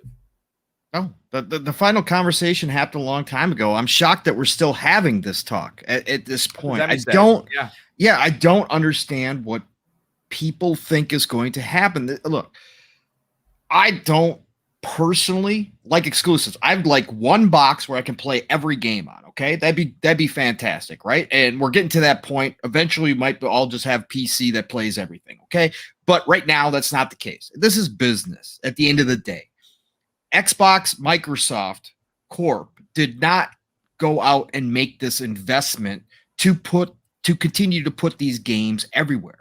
That's not what they did this for. They did this to promote their end of the business, their end of the industry, their piece of that, their ecosystem, right? Their Game Pass, their xCloud, all of it. That's why they went out and made this investment. So I don't understand what people, again, does it suck? Yeah, again, if you had the timing down personally, of course, absolutely. All exclusives suck. But this conversation happens on a one-sided basis. It never happens when Nintendo releases a new game. Is that going to come everywhere? Why is it going to come everywhere? I really liked Mario back in the day. Why can't I get Mario on my Xbox? That's not how this works. PlayStation, same thing. PlayStation goes out and gets studios. Nobody's asking whether or not those games are coming. I understand the history, again, being a gigantic Bethesda fan, especially an Elder Scrolls fan, right? I get the fact that it has been everywhere, but not forever. Again, Morrowind was Xbox only, right? Morrowind did not come to everything, right? Yeah. It wasn't until Oblivion that we saw it go everywhere. And it didn't even work that well, and neither did Skyrim on PlayStation side of things, right? It always has been a PC, then Xbox-centric studio, Bethesda themselves. That's why the ZeniMax deal made so much sense at the end of the day. They've been partners for a very long time.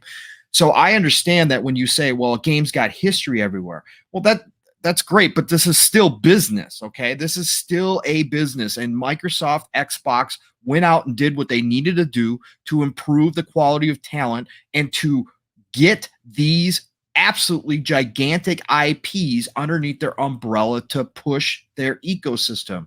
And like everybody's already said a million times, it's no longer, hey, you just have to go get an Xbox to play these games. No, you don't.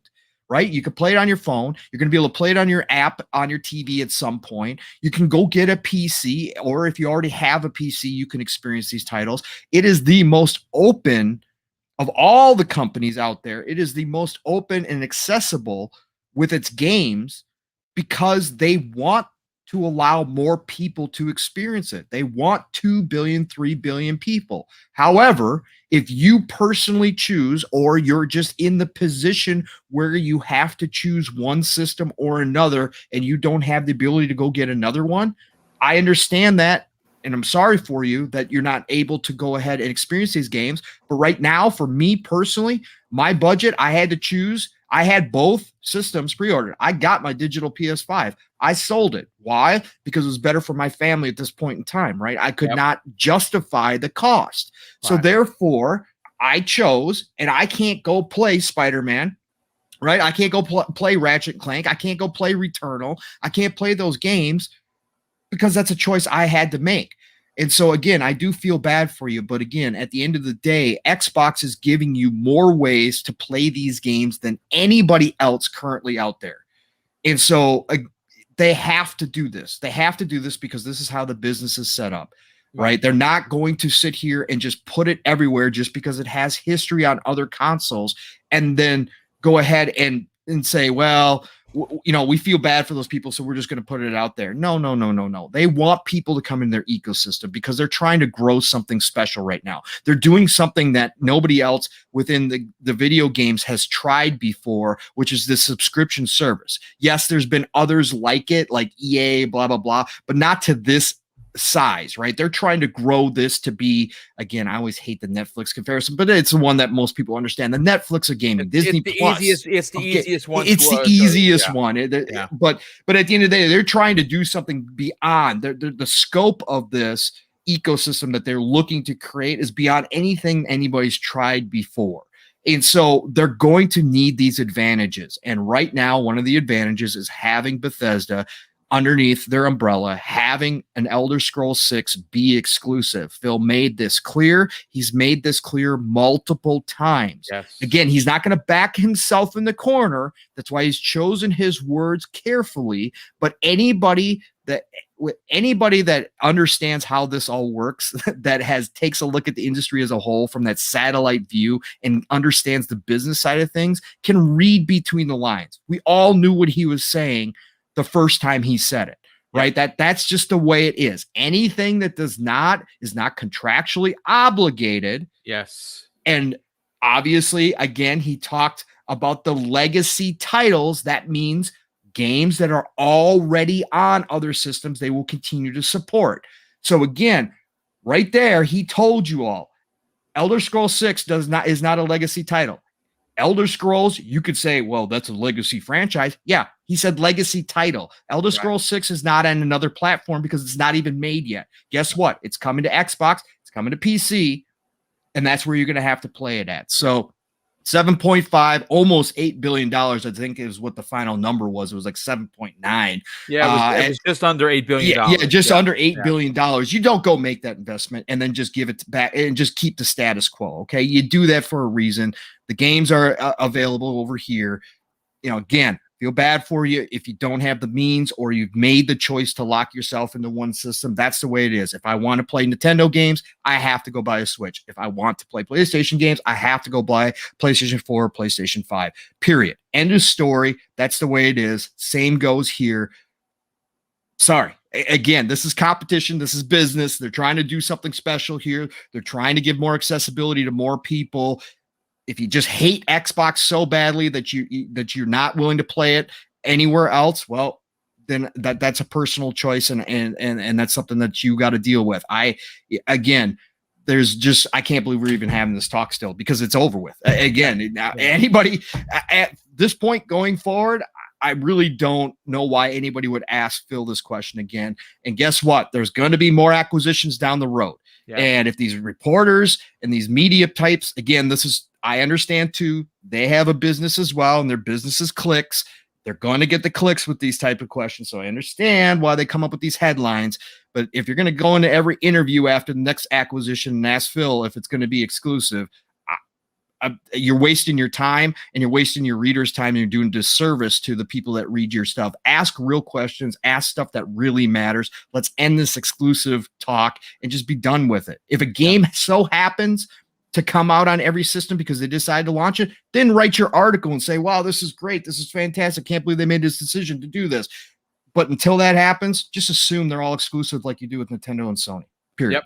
Pretty much, yeah. I mean, obviously, let's get Boxenberger's opinion on this. Archimedes, again, I think I agree with Pong here. This is a question, and even with Zemi, we've talked about this to the point of nauseum. So I'm not going to bring it up again. But I find it interesting that this article was just written. It was just written, and I think that, you know, he never specifically said Elder Scrolls, so that's why I thought it would be a worthy conversation. But he said it. He has now officially said it. Elder Scrolls 6 is exclusive. Are you surprised by this? Not at all. Not at all. I'm 100% here with Pong. I'm just confused why we are still having that conversation. I think everyone who can count to two obviously thought when they acquired Bethesda that this is because they want to grow their ecosystem, because they want to have more exclusives. People have been complaining they don't have enough exclusives. Obviously, they buy Bethesda to get exclusives. It was so clear. And then when I think it was in February or March when they had that official welcome to the family stream, they sat there and said they are going to honor the existing contracts, but everything else obviously going to be exclusive. I don't know how much clearer you can phrase it. When Starfield came out on stage at E3, they said it's going to be an exclusive. People still didn't believe it. After that, they said, oh, it could be timed exclusive or stuff like that. No, it's exclusive. And now we have Elder Scrolls 6, obviously going to be exclusive. Wolfenstein 3 going to be exclusive. The next Doom going to be exclusive. Yeah. All these games are going to be exclusive. They wanted to grow their business. That's how you do it. You offer content that you cannot get on anything else. This way you draw new customers into your ecosystem. That's why they went out and spent almost $8 billion to acquire Bethesda. There's zero doubt that in my mind that also games like Indiana Jones and stuff will be exclusive. That's why they made that investment. And I think the important thing here really is what both Semi and Pong said. Exclusive in the Xbox ecosystem doesn't mean you have to go out and make a high purchase to get your hands on the game. You don't have to buy a console, and you don't have to invest the $70, which is the price tag of on the Sony side of things. Yeah, you don't have to do that. Everyone has an Xbox basically at home. Everyone has a PC. Everyone has a phone. Everyone has a TV. Everyone has access to xCloud. Everyone does. And all you have to do is spend like $10 to get a Game Pass subscription, and there you go. You can play Starfield. Will it be the best experience? Obviously not. The best experience will still be if you buy either the console or you have a decent PC to run it natively on. Nevertheless, Xbox is not locking the game behind anything. It is an open and accessible ecosystem, and it's not surprising to me that they want to have content that is only available in that ecosystem. But that ecosystem is so accessible that I don't think this is an issue. The only people who have issues with it are the ones that want to fight a certain narrative out there. Yeah. No, So I'm not surprised. Agree. Yeah, no, that's great point. I have 2 super chats that came in, and we're going to get to the final topic of the day. And of course, it's going to be Phil Spencer, another interview that comes the way of Axios, where he sat down with Tortillo to talk about specifically Game Pass. And I listen, I can't say it for sure because everyone interprets something different. But if you remember, ex-head of Sony had made some comments regarding Xbox Game Pass not being sustainable. This particular comment seemed that and I know they're friends, so I don't think it was done on purpose. I just think that it was, Phil said something that to me seemed like a little bit of a shot, but we're going to get into that in a second. We have Tron TJ drops an additional 2 $5 super chats. He says this: if Sony fans want Bethesda on PlayStation, then they need to complain to Sony and demand Game Pass on PlayStation. That's probably never going to happen, but you are correct. His second one says the Sony fans are just scared that some of their games are not going to go on a PS5, just get a PC or an Xbox and stop asking dumb questions. I agree. Kirby Louise drops an additional super chat of $5, says, I can't afford both systems. BS. You don't have, he asks, you don't have a PC or a phone? You can buy a damn $50 Raspberry Pi. Get out with your nonsense. And I agree. I absolutely agree. But I do want to move on, and I got to write this down because I don't even know. I haven't even taken notes. That's bad. That's bad. I'm so into the conversation that I have to go back and listen to the show to get it correct. Okay, because people like this timestamps. Now, this story I pulled from Axios, who obviously is owned and run by Steven Tortillo. And he actually sat down with Phil Spencer, and he asked this particular question. He says, are people who say this is not sustainable in order to basically get you the money back that you'd otherwise get for, say, like selling Starfield for $60? The people who say that it's not sustainable or cost effective, are they just wrong? Phil Spencer says this. Yeah. Stops and then says this. Yeah. I mean, you could do the math on Game Pass. I guess if you don't know how many subscribers or how much each subscriber is paying, but you can make some fairly informed decisions and literally just do the math on what we think Game Pass will eventually be. You can do that on any part of any business, but absolutely Game Pass is sustainable. And he continues, I love seeing it growing because I see what it does to the diversity of games that people play and the games that we can fund to go and create. I think that's a very magical mix, but its growth is part of Xbox. And he continues, it's not the only thing that's growing in Xbox. It's the only focus, and it's not the only focus of the organization. And it is, as a standalone thing, is very sustainable. And as it sits today, like just today, it's sustainable. And he continues with the final point. And this is the dig. I know there are a lot of people that like to write, we're burning cash right now for some future pot of gold at the end. No, Game Pass is very, very sustainable right now as it sits and continues to grow. Pong, this is another conversation. I don't understand why we continue to have it, why people continue to ask it. Is it because Microsoft hasn't confirmed that they have 30 million? Obviously there was that big hubbub about the head of the company that brought us GTA said that, hey Phil, aren't we at 30 million?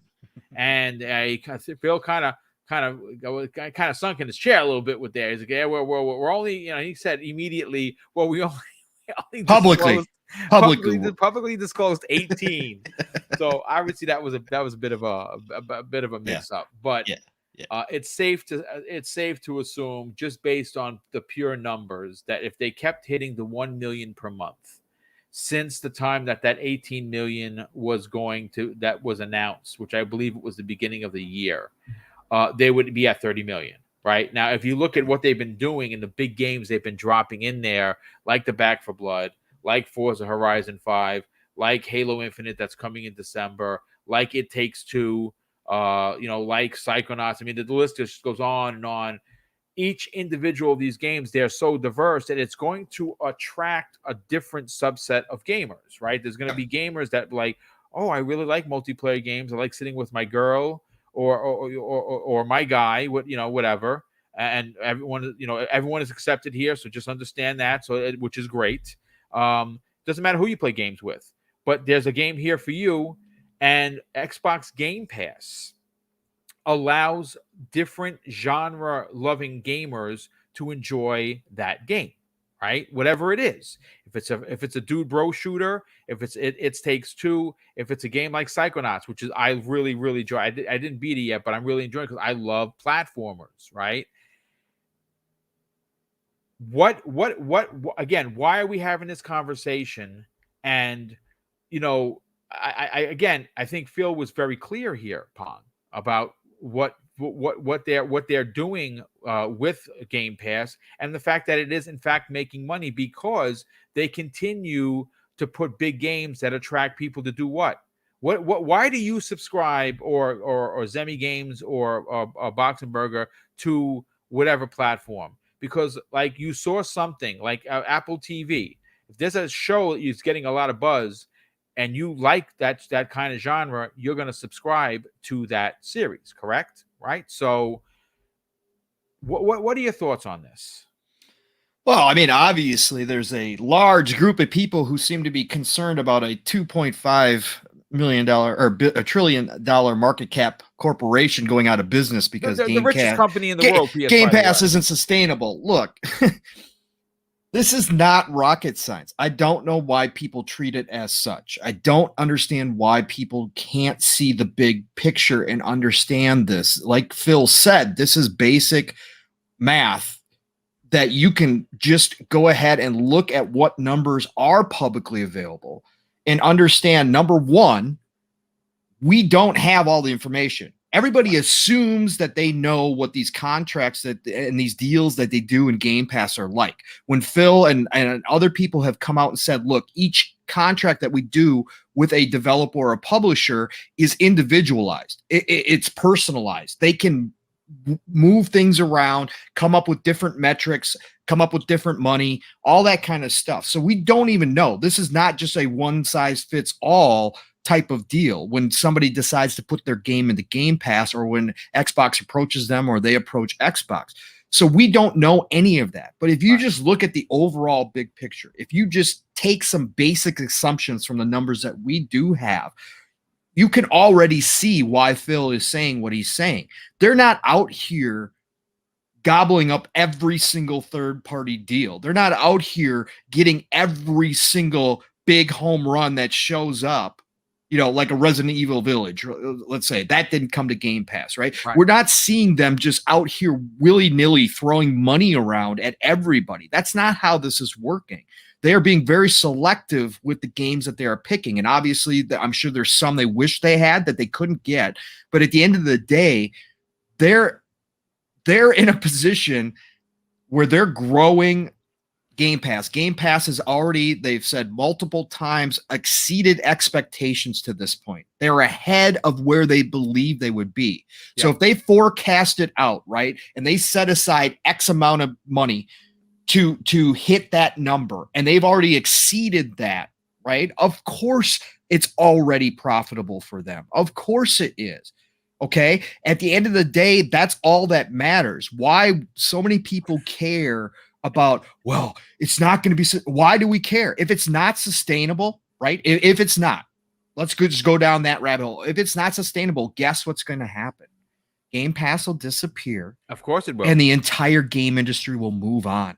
Yeah, right. It's not going to change anything, right? It's not. I mean, how many things have we seen Microsoft do and fail? Right, and fail. Correct. I mean, a perfect example of that, and my wife isn't here because she would throw a shoe at me. Zune. She still uses her. I love. I still got my Zune. I have the Halo Zune. There was a Halo edition for Zune, a Halo 3 edition. I have it. I'm a big nerd. I love that stuff.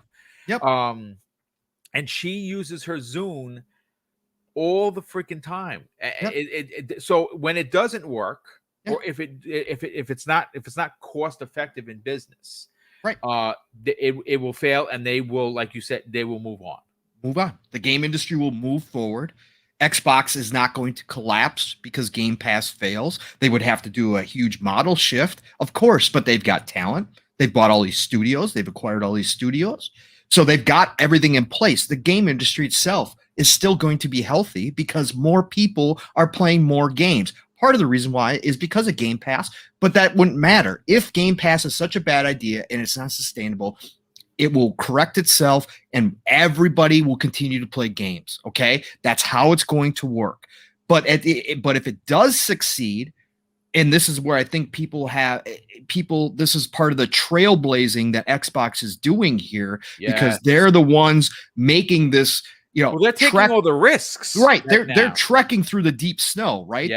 They are doing all the work for a lot of different companies. But I think right now, because other companies, and namely Nintendo and Sony, don't have really their own versions yet, that's why a lot of people question this, because it's Xbox doing it, because it's Microsoft doing it first. Whereas if it was Sony trailblazing, I think a lot of the spin would have been different on this from the beginning. Yeah, you go back and look, it's slowly changing, right? But if you go back and look at early articles when Game Pass there was a lot of doubt. There was a lot of skepticism out there. There were a lot of podcasters that were doubting it. I'm not going to mention anyone's names, but you know who they are. Right. Exactly. And the same thing happened to Netflix, right? We don't forget, we had the same skepticism. Again, Netflix offered to sell themselves to Blockbuster. Blockbuster laughed and said, that ain't the future. Everybody's going to still keep coming to our stores and renting, right? Guess what? You can't ask Blockbuster about that deal anymore because they're not around anymore, right? So that's what happened. So there was a lot of skepticism in the beginning. Now it's slowly starting to shift. We've seen a lot of media members and stuff starting to hop on this train and say, look, Game Pass is the best thing going right now.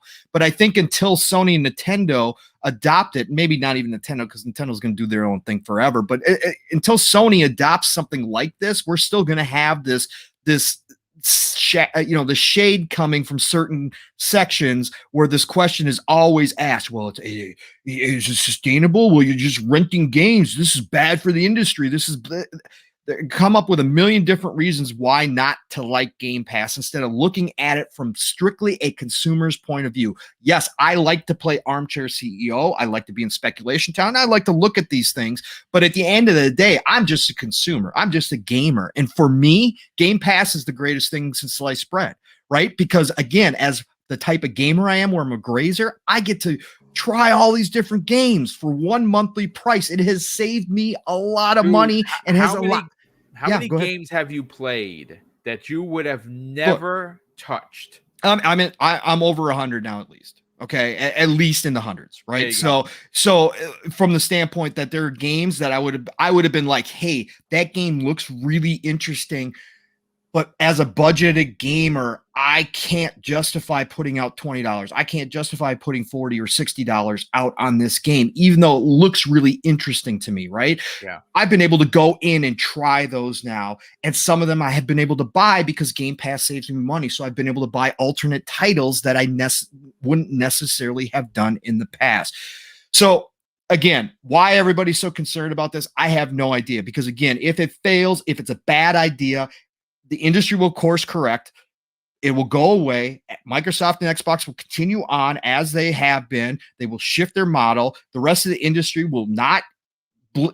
Again, it will be written about, it'll be talked about, but it won't blink. But if they succeed, you're going to see, and we have already seen hints that, at least Sony's going to do something at some point here. If it succeeds, it does change the industry. It changes the entertainment industry, because now you're merging those two, because obviously the subscription-based service was done elsewhere first, but the gaming industry is following suit now because of Xbox doing this. So therefore, you're going to see that merging of those entertainment industry, because again, we can't have 40, 50 subscriptions out there. That is not sustainable. So you're going to see eventually some people get together, partner up, whether through our acquisitions or just straight alliances, since everybody likes that word these days, to go ahead and make sure that they are offering more than just one category of entertainment in that service. So again, why these articles keep coming up, because there's still going to be a section of people that want to question whether or not it's a great deal or a great idea.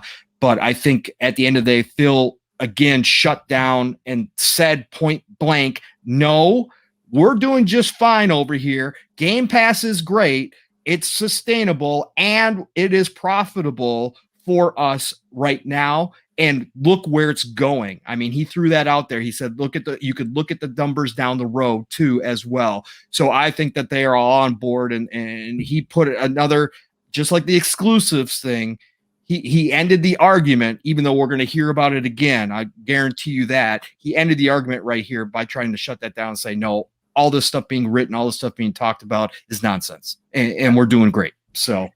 Well, one of the reasons that gets forgotten about in the conversation of why Microsoft can, in fact, take these risks and spend these extra monies is operating costs that people don't really put into the, again, we're not all going to wear the CEO hat, but with Microsoft, like for instance, Sony pays for their online infrastructure. Now, whether it's going to be AWS, whether it's going to be, parts of it's going to be Azure, Sony has to account for that. That has to be a part of their operating cost per year, right? Whereas Microsoft, well, they don't have to do that. Microsoft is basically the farm. They don't have to pay for the milk. So again, I'm extremely simplifying this because I'm no business major by any stretch of the truth. But with that said, Pong, it makes sense as to why Microsoft can drop these extra monies into these games to get them into Game Pass, to get people to subscribe, whether it be for $1 to start and $15 in 3 months after you're done or whatever. Eventually, you're going to be paying full boat for it. And they're going to be making their money, but they this is just one of the ways that they can do that. It's an advantage. That's why they're trailblazing. They have the advantages that Google, Amazon, and only Microsoft have, and Xbox so happens to be there to be able to take advantage of that and do this trailblazing for everybody else. Again, like you just said, Boom, for anybody else, it's going to be a gigantic investment because they're going to have to get that infrastructure from somebody else versus the in-house that Xbox has available to them, and they're using it. I mean, that's what you're supposed to do. So. Yep. Zemi, let's get your opinion on this, brother. What are your thoughts on the comments from Phil Spencer on the sustainability of Xbox Game Pass? Yeah, I mean, we bring this up quite frequently, right? That, whenever Phil Spencer does an interview, even this latest interview, he's not just speaking to fans, he's speaking to investors, he's speaking to a whole host of different demographics, including, the people that are actually at Microsoft, or Xbox working and so on and so forth. And, if he says that he believes it to be sustainable or that it is currently sustainable, then I don't really think it is, anyone's place to really call him out and say, okay, well, he's lying or anything like that. I've definitely had concerns over sustainability and profitability, like a lot of people. And my concern goes into, I really like Game Pass and I don't want to see it go away. And so just out of, interest, I'm just curious if it is sustainable. I also have a background in business and marketing and so on and so forth. So to me, it's also rather interesting just to look at. But I think a lot of people and a lot of gamers, they don't want to pay money and invest into a product that's not going to be around for a very, very long time, right? I think most consumers feel that way if you did a poll. And so I think that is a big reason why we are seeing, a good number of consumers interested in the profitability and if Xbox Game Pass is sustainable. And, to kind of somewhat counter Pong's point, if for instance, let's just say that it isn't sustainable, or it turns out not to be profitable enough, and they have to stop Xbox Game Pass because it's just not sustainable. I don't think that that's necessarily a moment where we all say, oh, well, they tried, they failed, now we all get to move on, right? I don't think it's that simple because there's a lot of things that go into it, right? A lot of consumers are going to be quite pissed off that they now have to pay $60 for all their games, right? Yeah. And Xbox has changed and adapted their brand, to a very inclusive, very accessible brand. And that is super amazing to do and really a lot easier to do if you are, a service-based company that has a game service like Game Pass. It's a little bit harder to do if you're a company like Sony. So now Xbox is probably going to also have to change their brand. And, it's a little bit more, complicated than, we're all just going to hold hands and just start buying games for $60, right? I'm just trying to be realistic here, right? Xbox in 2013 was in a very, very, very bad place. They were in conversations about should they continue the Xbox brand or not. Unfortunately, they did decide to continue it. And I would, like to imagine that Game Pass was probably a huge reason why they decided to continue it, because they saw a lot of value in this, right? And, will there be that same amount of value if Game Pass doesn't exist, right? In some ways, I think Game Pass is, in a lot of ways, Xbox's saving grace, into this generation. It is a lot of value to get a lot of consumers to go out and buy an Xbox and so on and so forth. And I think without it, I don't know if it's the best thing to say. We're all just going to move on and we're all just going to start buying $60 games again. I think a lot of consumers are going to be very, very, very upset, and anything could happen, right? Yeah, but again, it's just one of those situations where if you look at the losses versus net, just like Netflix, I mean, they're the easiest one to compare to. They're investing so much millions and millions of dollars into these original films, like the one that just Red Notice just launched with The Rock. You can imagine, fantastic movie, by the way, which was really good. I mean, this is BoomStick and I watched it; it was awesome. But you would imagine that it's Ryan Reynolds, it's Gal Gadot, and it's The Rock. They had to pay these guys, out the ass, right? So they invested all of this money, but a movie like that will do what? They'll sell subs. They'll get you to resubscribe or I mean, again, I don't really know who anyone doesn't have Netflix, to be honest with you. I'm not trying to be messed up, but there literally isn't anyone that I know. But are there people? Sure. But a movie like that may or may not get anybody, get you to subscribe. And I think that's the same thing with Xbox Game Pass. I don't think it would ever fail. I'm going to be honest with you, simply because of just pure mathematics.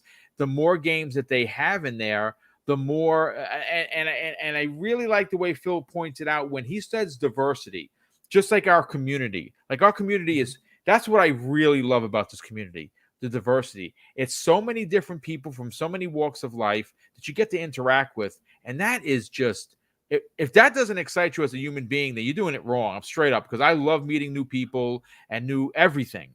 And when he says we have a diverse lineup of games, he's not lying. If you look at some of the things that are in there, I mean, they're from every genre.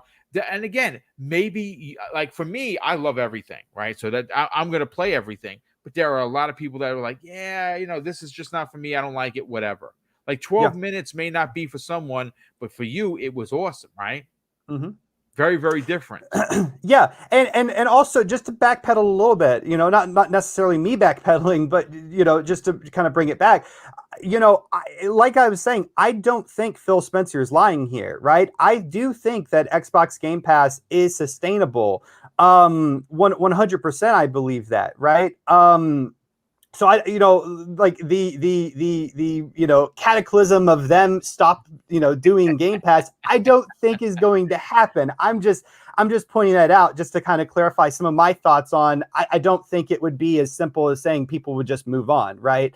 But back to, like, I guess the main crux of the conversation.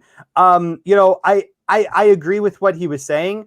I don't necessarily like how, some of the examples that he said, and Boom, I was talking to you back in the green room before the show started, him, basically saying, do math, like do the math, right? Like look at the math, right?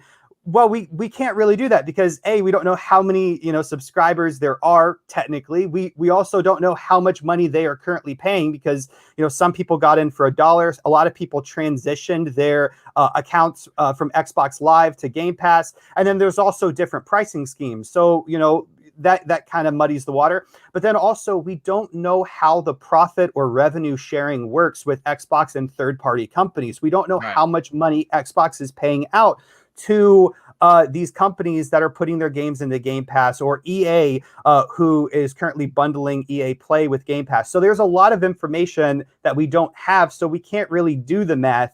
And then he also adds in that, if you do the math, you can see where Xbox Game Pass, could eventually go.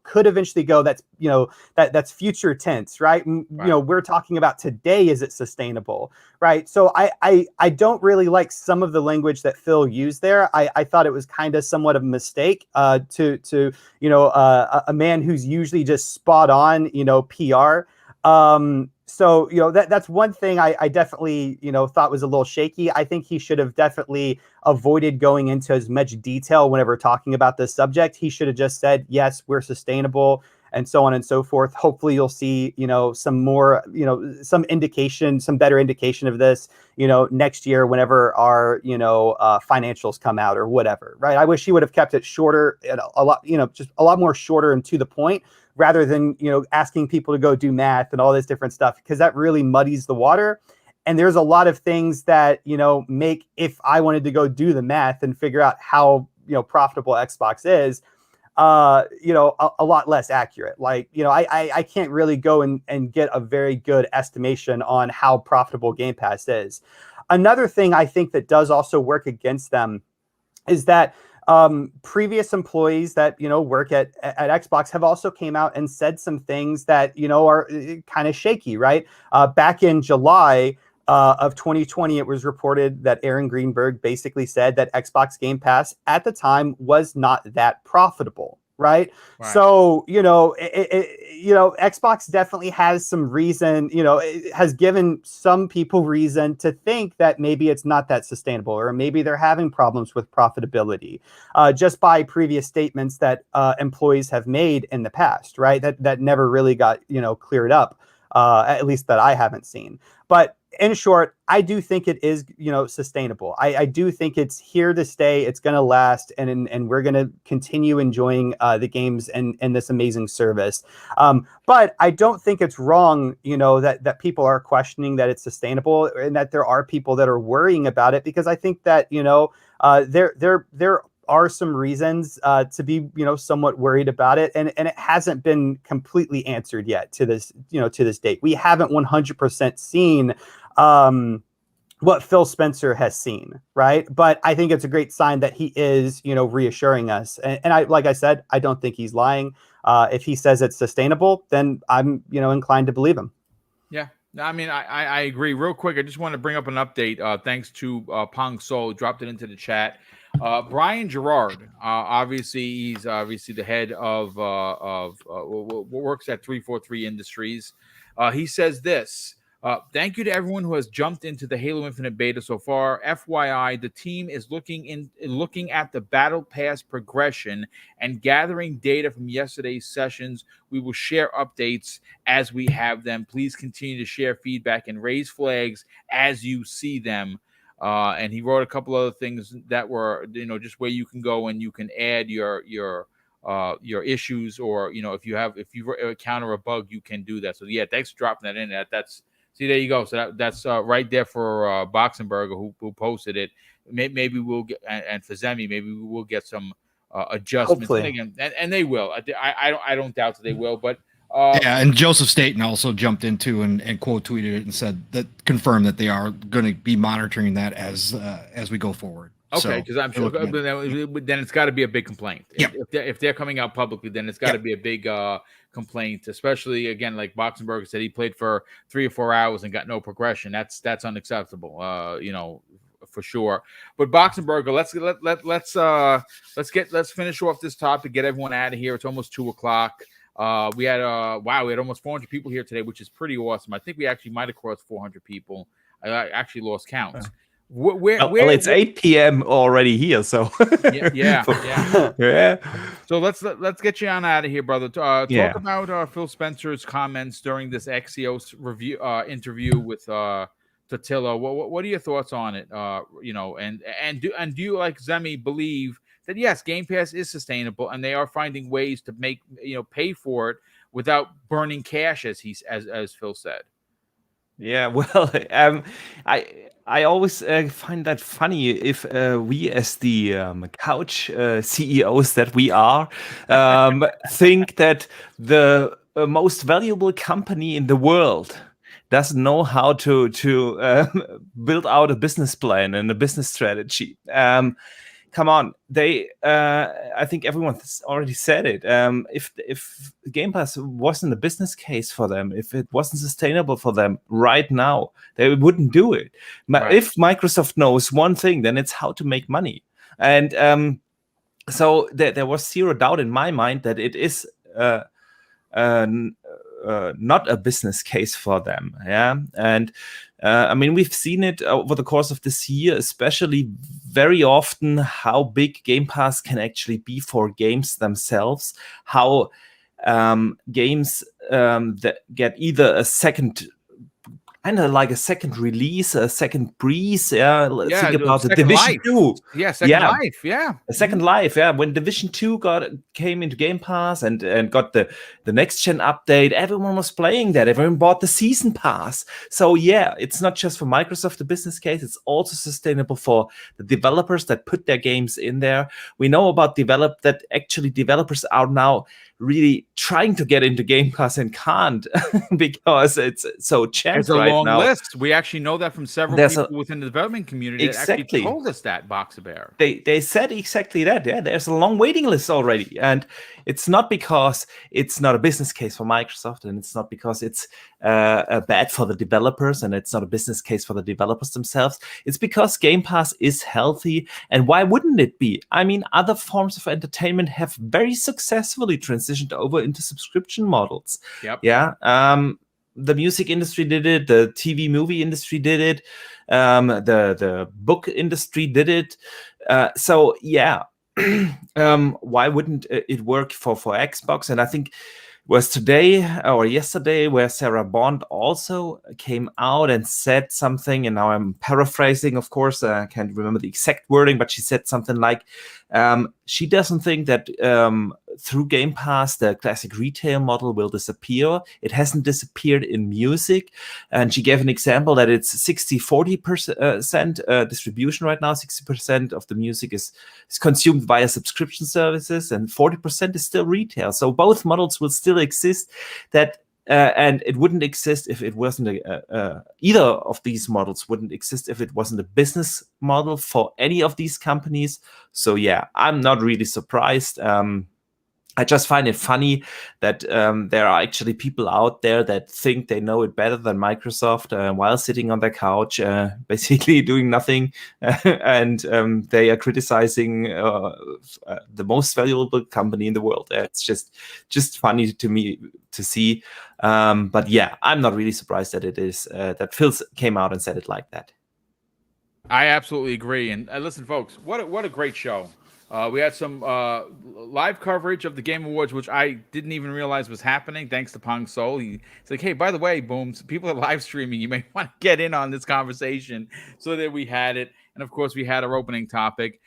Tomorrow, I will be recording X-Vlog Episode 2. Again, if you don't know what that is a new series that has come to the channel in the form of video VOD content.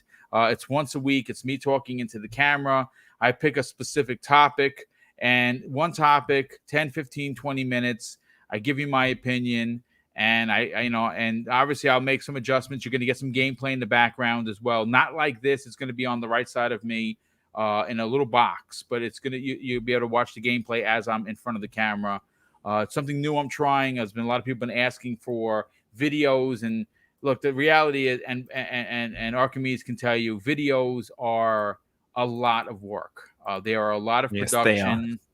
A 10-minute video, folks, if you didn't know, could run you 10 hours of production, potentially even 12. It's a ridiculous amount of work. It's not that I don't want to do the work.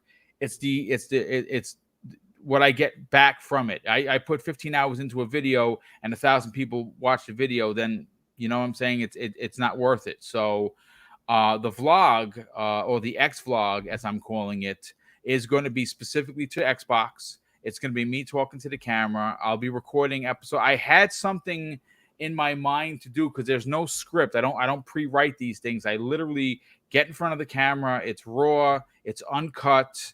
There's no script. And I had an idea of what I wanted to talk about, and something happened today that kind of set me in a different path. So I'm not going to spoil it, but it's going to be good. I don't know when exactly it's going to. It should be uploaded by noon tomorrow for sure. And then obviously give me feedback. Put a comment in there. Be nice. If it's not to your liking, tell me, but don't be a d-bag about it, because people can do that on the socials, and we don't like that. But listen, folks, real quick, I had to catch one coming. Some of the super chats. We had one come in from Drawn TJ once again. Wow, dude! Thank you so much. He dropped an additional $5 super chat and says, Xbox-owned properties stay in Game Pass and never leave, technically not rent, or never leave, technically not renting. Yeah, that's a great point. Space Davigan drops an outstanding $5 super chat and says, I love Apple TV. Yeah, I got 6 months for free from all places, PlayStation. You got 6 months free. All you got to do is, if you're a Plus member, you get 6 months for free. I did that. So yeah, I haven't watched anything yet, but I'm glad I got it. He says, I love Apple TV myself because their quality basically, their quality. Basically, almost everything they upload is top quality, 4K, Dolby Vision Atmos, and lots of audio subs. Yeah, that's awesome. I definitely got to check out some of their shows. Reggie Mobile 9, generous friend of the show, he drops a $5 super chat and says, there is no reason to be concerned for Game Pass sustainability. Let Xbox cook. They are a $2 trillion company indeed. BitCloud Gaming, my brother, what's up? You'll see him back on this Friday's Breakfast with Boom. We will be returning the same bat time, same bat channel, 10 a.m. Eastern Standard Time. We got a lot to talk about. He drops a $5 super chat and says, boom. Well, thank you, brother. Definitely appreciate that. Gameonomics drops an outstanding. I got to see what that is, because I don't know what the conversion rate is. He'll tell me on the hold on a sec. He drops a $2 super chat and says, perk, 3-month YouTube premium for Xbox Game Pass. Yeah, that's dope. I pay for premium. I wonder if they'll give it to me on the back end, because premium is awesome. I actually have the family plan for me and Mrs. Boom, because I ain't watching no commercials, folks. I'm sorry. I'm too old for that. But listen, folks, great show. Unfortunately, Mav had to work today, and 3-Bit is still hung up. Obviously the kid is a good developer, and he's working hard. So we might get them back next week. I'm not sure, but this was a great show. A lot of, like I said, breaking news topics, heavy topic. Again, the game that you've been watching for the last 2 hours is not nominated for Game of the Year. Is it the end of the world? No, it's not the end of the world. Is it disappointing? Sure, it is absolutely disappointing. And I love the way Pong painted this out. I think the way that you said it was perfect. I think that they had an opportunity to remove the barriers that are currently there. I actually agree with that. I think that there are barriers there. There's a certain subset of what people consider to be a game that is there that needs to be removed. This was a great opportunity, and I think obviously whoever voted or didn't vote on this, and you can't really blame Keeley because he said it's voted. So whoever it was, they failed their city. If you're a fan of Arrow, you know what I'm talking about. But Pong, please, Yes, sir. by all means, brother, sell your brand. You do an incredible show on Saturday mornings with Steel Rain, who was a guest on last week. We love that dude. The guy is raw and uncut, like he says.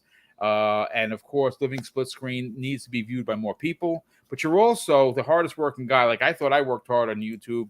You and Mav got me beat. No. I'm the old man trailing in third place. You guys are killing it. Talk about where they can find you in other programs, and more importantly, talk about where can people reach out to you on social media. Absolutely. Great show today. Like you said, Boom. We kind of took a left and kind of got a different topic in there with the VGAs, but you know what? It's important. I think it is important. We had a great conversation about it. I and can all see the you topics. guys going in on this on Saturday. Oh yeah. Oh yeah. You already know. You already know, Boom. So it was an awesome show. Zemi, Archimedes, always a pleasure to be on here with you guys as well. Mav, missed you. 3-Bit missed you. Can't wait to get you guys back. Chat, you guys were off the charts today. As always. As always. Again, but the conversations in there were fantastic. Again, respectful. Disagreements happen. That's part of the deal. It does not matter. At the end of the day, we're all gamers, and we're just here to make the industry better and enjoy the passion. So love it. Love to see it. So thank you all for coming out and supporting us. You can find me Pong Soul, Xbox, Twitter, you know the drill there. Follow me, I'll follow you back. Otherwise, coming up Thursday, PM in the PM, Pong and Mav in the PM. Great show. Another show. Yeah, if you like a two-man crew like Steel and I do on Saturday mornings, drop on in over on Fun Speculations channel. We have great conversations. Pick out 1, 2, maybe 3 topics and deep dive them. Just him and I going back and forth. Really, really great time there. So that starts at 7 p.m. Eastern, 6 o'clock Central Time. Fridays back on Fun Speculations channel for, of course, Xbox Ultimate with the Magnificent 7. Be there 9 p.m. Eastern, 8 o'clock Central Time. Never know what you're going to get on that show. So just drop on in and take a look.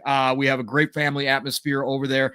Family meaning not for the kids per se, but family just because we are all family, and that's the way we act on that show. Saturday mornings, Living Split Screen, like Boom said, me and my brother from another, Steel Rain.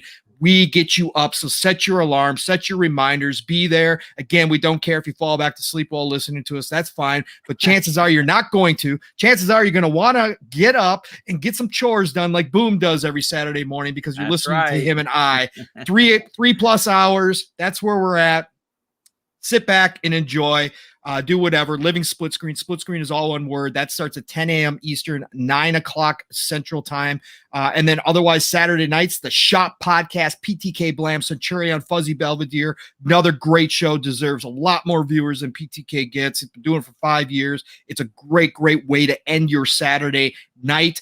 We are now an hour earlier, so I have to remember that. 8 p.m. Eastern, 7 o'clock Central Time, because Arizona came back to the rest of the United States with the time change. So 8 p.m. Eastern, 7 o'clock Central Time, Saturday night, Shop Podcast, PTK Blam's channel. Otherwise, I will be back here next Tuesday as well.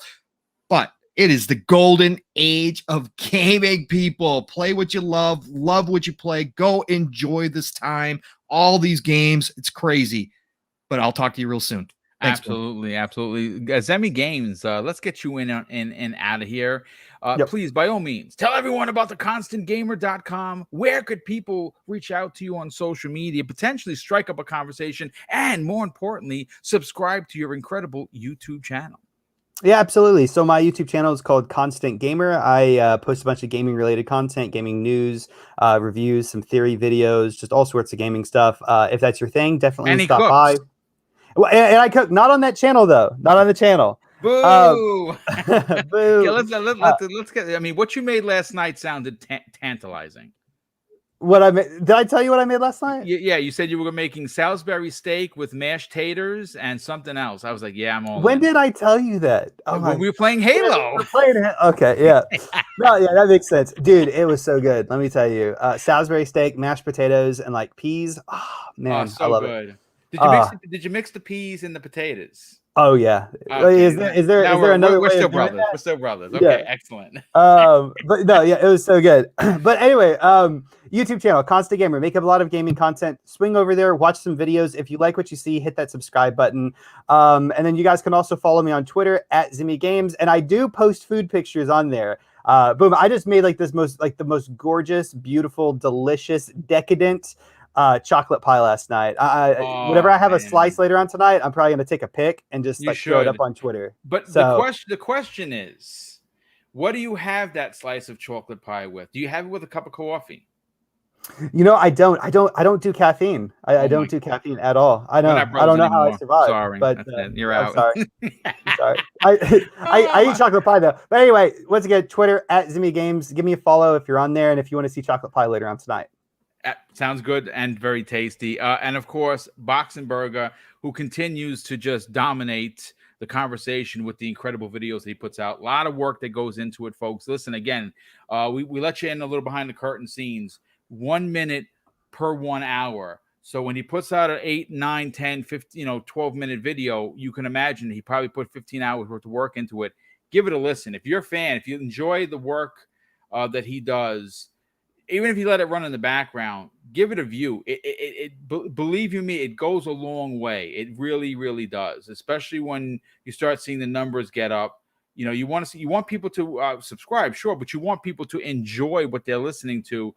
And if you do, and you should be enjoying his work because he's non-biased, give him a shot. But sell your brand, brother. Tell everyone where they can reach out to you on social media, but more importantly, subscribe to your growing YouTube channel. Yeah, thank you, Boom. Thank you so much for these kind words. I'm flattered. Hey, Nightcrawler's podcast just subbed your channel. Excellent.